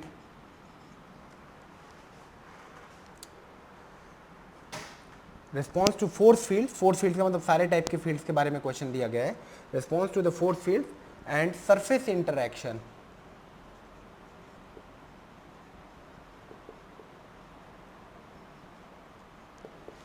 अब क्वेश्चन में हम लोग को बोला गया है कि which of these following statements are correct, 1 only, 2 only, both 1 and 2 या नन ऑफ दीज। तो सबसे पहले आइए पहले स्टेटमेंट के बारे में थोड़ा सा गौर करते हैं। पहला स्टेटमेंट आपका कहता है कि मटेरियल साइंस एक ऐसा सब्जेक्ट है जो कि कीवर्ड्स को आप हमेशा अंडरलाइन किया करें पेपर में, स्ट्रेंथ या स्टिफनेस बिहेवियर के साथ डील करता है जब हम उसके ऊपर क्या करते हैं, अप्लाई करते हैं कुछ स्ट्रेस को। देखिए दोस्तों, पहले ही हम लोगों ने जब बिल्कुल स्टार्टिंग किया था तो क्या बोला था कि मटेरियल साइंस के सब्जेक्ट को स्ट्रेसेस से कोई लेना देना नहीं होता है। मटेरियल साइंस के सब्जेक्ट को किससे लेना देना होता है, माइक्रो स्ट्रक्चर से लेना देना होता है। ये सब तो स्ट्रेंथ ऑफ मटेरियल की प्रॉपर्टी हैं। हम लोग को मेनली किससे डील करना होता है, हम लोग को डील करना होता है मटेरियल की उन प्रॉपर्टी से जो कि क्या करती हैं, माइक्रो स्ट्रक्चर से डील करती हैं। तो दोस्तों पहला स्टेटमेंट तो हो गया हम लोग का फॉल्स। अब दूसरे क्वेश्चन का जो लेंथ एंड ब्रेड्थ है क्वेश्चन का वो काफ़ी ज़्यादा है। देखिए कौन से बेसिस पे, केवल स्टेटमेंट इतना नहीं है कि material properties are dependent on their microstructure. ठीक है, माइक्रो स्ट्रक्चर पर डिपेंड करता है। अभी हम लोगों ने देखा, बहुत सारा चीज़ देखा, माइक्रो स्ट्रक्चर के अंदर कोई चीज़ ज़्यादा कर दो, आप कोई चीज़ कम कर दो। कास्ट आयरन का एग्जांपल हमने देखा, स्टील का एग्जांपल देखा। उसके अलावा भी हम लोगों ने क्या किया, बहुत सारे अलग अलग मटेरियल्स के बारे में पढ़ा कि आप अलग अलग चीज़ों को ऐड करोगे तो अलग अलग माइक्रो स्ट्रक्चर मिलेगा, अलग अलग माइक्रो स्ट्रक्चर मिलेगा तो अलग अलग मटेरियल बिहेव करेगा। क्वेश्चन के अंदर जो दूसरा पार्ट ये था, and response to the force field and surface interaction. तो देखिए, अगर आपका मटेरियल जो है, अगर उसके ग्रेन जो हैं वो कुछ अलग टाइप के ग्रेन हैं, तो डेफिनेटली फोर्स लगाने पे वो एक अलग बिहेव करेगा, टफनेस अलग हो जाएगा। ठीक है, लेकिन टफनेस क्या हो जाएगा वो हमसे लेना देना नहीं है, हम लोगों से ये लेना देना है कि टफनेस को बढ़ाना है माइक्रो स्ट्रक्चर को चेंज करके। तो क्या ये पार्ट हम लोग का करिकुलम के अंदर आया? बिल्कुल आया। मटेरियल साइंस के अंदर ये बिल्कुल डील किया। आप बोलोगे हाँ सर बिल्कुल सही है। एंड सरफेस इंटरेक्शन, सबसे बेसिक एग्जांपल जो मैंने आपको सरफेस इंटरेक्शन का दिया था वो मैंने आपको दिया था नैनो मटेरियल का। जब मैं आपको नैनो मटेरियल पढ़ा रहा था तो नैनो मटेरियल के पढ़ाने के समय पे मैंने आपको बोला था कि नैनो मटेरियल का सरफेस एनर्जी ज़्यादा होता है। नैनो मटेरियल का अगर सरफेस एनर्जी अगर ज़्यादा होता है तो उसकी रिएक्टिविटी क्या हो जाती है? बढ़ जाती है। तो क्या हम लोग का स्टेटमेंट यहाँ पे रिलेट कर रहा है एंड सरफेस इंटरेक्शन? तो ये क्वेश्चन का जो सेकंड पार्ट था वो काफ़ी डीप पार्ट था। रीड करते आप टिक कर देते, लेकिन आपको ये समझना पड़ेगा कि आपने पूरी तरीके से इस चीज़ की अंडरस्टैंडिंग आपने प्राप्त की है, पूरी तरीके से आप इस क्वेश्चन को क्या कर पाए हैं, समझ पाए हैं। जो पहला पार्ट है इस स्टेटमेंट का वो गलत है, जो दूसरा पार्ट है इस क्वेश्चन का वो क्या है, करेक्ट है। तो इसका आंसर क्या हो जाएगा कि second option is only correct. ठीक है दोस्तों। अब दोस्तों आप पॉलीमर भी पढ़ चुके हैं, आप कंपोजिट भी पढ़ चुके हैं और आप सिरामिक भी पढ़ चुके हैं। बेसिक मिसलेनियस हम लोगों ने डीप में नहीं पढ़ा है, लेकिन बेसिक तो पढ़ लिया उसका। तो आइए हम लोग उस स्टेटमेंट को भी देख लेते हैं क्या है। दोस्तों जो क्वेश्चन आया हुआ है वो पॉलीमर का क्वेश्चन है और ये एक असर्शन रीजन टाइप का प्रॉब्लम है। पॉलीमर के बारे में मैंने आपको बहुत कुछ चीज़ बताई थी कि विस्को इलास्टिसिटी होती है मटेरियल के अंदर। ठीक है, मटेरियल के अंदर क्या होता है, सल्फर को ऐड किया जाता है। सल्फर को क्यों ऐड किया जाता है? वल्कनाइजेशन करने के लिए। जो दूसरे ग्रेड के मटेरियल्स होते हैं, जैसे कि जिनको हम लोग क्या बोलते हैं, थर्मोसेटिंग प्लास्टिक और थर्मोप्लास्टिक, दोनों के बीच में क्रॉस लिंकिंग का कॉन्सेप्ट भी हम लोगों ने पढ़ा था। तो मेल्टिंग पॉइंट भी पढ़ लिया था, तो हीट करने के बाद रिस्पॉन्स भी पढ़ लिया था। तो उसके अलावा हम लोगों ने और क्या क्या पढ़ा था, टाइप ऑफ बॉन्डिंग भी पढ़ लिया था। पढ़ा था कि नहीं पढ़ा था विस्को इलास्टिसिटी में? तो देखिए अगर वो सब हम लोगों ने कवर किया हुआ है तो क्वेश्चन मैं आपको बता देता हूँ क्वेश्चन क्या आया हुआ है। जो स्टेटमेंट वन है वो क्या बोलता है, वो कह रहा है कि लॉन्ग चेन पॉलीमर्स का मतलब जिसका चेन साइज क्या है वो लंबा है। तो long chain polymers are weaker than most ceramics,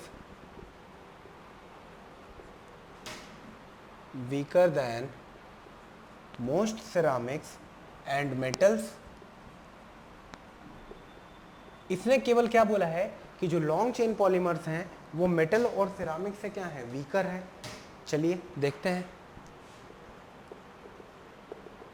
मैंने आपको सबसे पहला बेसिक एग्जांपल जब बताया था तो मैंने आपको किसके बारे में बताया था, इसके बारे में बताया था, वुड के बारे में बताया था और स्टील के बारे में बताया था। अगर आपको याद होगा तो स्टील का जो मैंने पेन का एग्जांपल आपको दिया था। तो long chain polymers are weaker than most of the ceramics and metal. अब अगर जब भी आप असर्शन रीजन का प्रॉब्लम करें तो आप स्टेटमेंट के पीछे बिकॉज ऐड कर लें, because the molecular chain,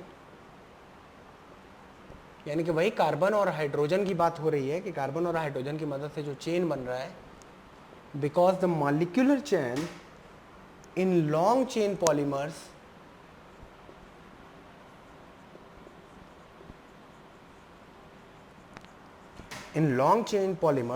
are bonded to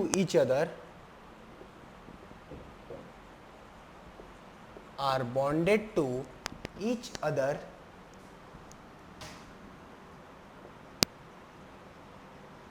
with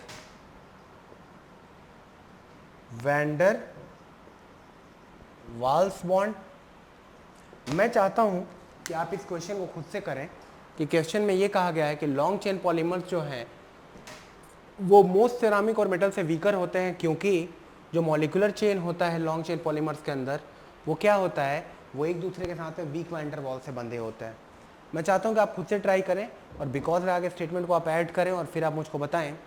चलिए मैं आपको इसका सॉल्यूशन बताता हूँ। देखिए, जब मैं आपको बता रहा था तो हम लोग ये चीज़ समझ में आया था कि जब हम लोग इस मटेरियल को क्या करते हैं, थोड़ा बहुत ही हीट करते हैं या रबर को थोड़ा बहुत ही लोड करते हैं, तो लोड करने के बाद क्या हो जाता है दोस्तों, ये मटेरियल खींचने लगता है। क्यों खींचने लगता है? क्योंकि इसके चैन्स के बीच में वैन डर वाल बॉन्ड है, और मैंने बताया था कि वैन डर वाल बॉन्ड क्या होता है, बहुत ज़्यादा वीक होता है। जब अलग अलग मेटल्स की हम लोगों ने बॉन्डिंग पढ़ी तो हम लोगों ने क्या पढ़ा था, आगे हम लोग करेंगे केमिकल बॉन्डिंग में कि आयनिक बॉन्डिंग जो होती है कोवेलेंट बॉन्डिंग होती है और मेटेलिक बॉन्डिंग होती है वो स्ट्रॉन्ग बॉन्ड्स होते हैं। वहीं पे वैन डर वाल बॉन्ड जो होता है वो वीक बॉन्ड होता है। तो देखिए यही रीज़न है कि because of the van der Waals bond, because of the van der Waal bond present, that is a very weak bond which has been taken place between the hydrogen molecule, between the hydrogen atoms, due to why the long chain polymers are weaker. Whereas when it comes to ceramic and metals, metals will have metallic bonding and ceramics will have which type of bonding? Ceramics will have covalent bonding, and when we will study we will see also about the bonding. But right now because the statement looks very much correct, और हम लोग ने पढ़ भी लिया है कि van der वाल बॉन्डिंग अगर प्रेजेंट होगी तो मटेरियल वीक हो जाएगा। तो यहाँ से क्या हो जाएगा कि हाँ, द स्ट्रेंथ हम लोग का जो पॉलीमर का आ जाएगा, strength of polymer is less than ceramic, और सिरामिक से भी या क्या बोल सकते हो, मेटल से क्या हो जाएगा, कम आ जाएगा। तो आप क्या बोलोगे कि सर इसका मतलब ये है कि statement 1 is also correct, sir statement 2 is also correct, and statement 2 is the correct explanation of statement 1। ये करेक्ट एक्सप्लेनेशन हुआ ना, यही होता है statement 1। Answer A part option होता है ऐसा चलिए का। ऑप्शन बी जो होता है वो क्या कहता है, statement 1 is also correct, statement 2 is also correct, but statement 2 is not the correct explanation of statement 1। ये आपको ऑप्शन बी प्रोवाइड किया जाता है। अब देखिए ऑप्शन सी के ऊपर आते हैं। ऑप्शन सी ये कहता है कि first option is correct, second option is wrong, और जो ऑप्शन डी होता है वो ये कहता है कि option 1 is wrong but option 2 is correct. तो यहाँ पे अगर आप पढ़ेंगे तो आपको समझ में आएगा कि हाँ सर ये स्टेटमेंट सही लिखा हुआ है कि long chain polymers are weaker than most of the ceramics and metals, because sir कि उनका जो मॉलिक्यूलर चेन होता है, जो उनके एलिमेंट्स के बीच में जो बॉन्डिंग होती है, वो बॉन्डिंग जो होती है वो week van der Waals bond होता है, इसलिए क्या हो जाते हैं, वो वीक हो जाते हैं। ठीक है दोस्तों, अब चलिए मैं आपको जो नेक्स्ट क्वेश्चन है उसके बारे में बताता हूँ, जो कि मैंने आपको कार्बाइड बताया है और सिरामिक बताया है। तो हम लोग उसका भी स्टेटमेंट के टाइप का प्रॉब्लम सॉल्व करेंगे।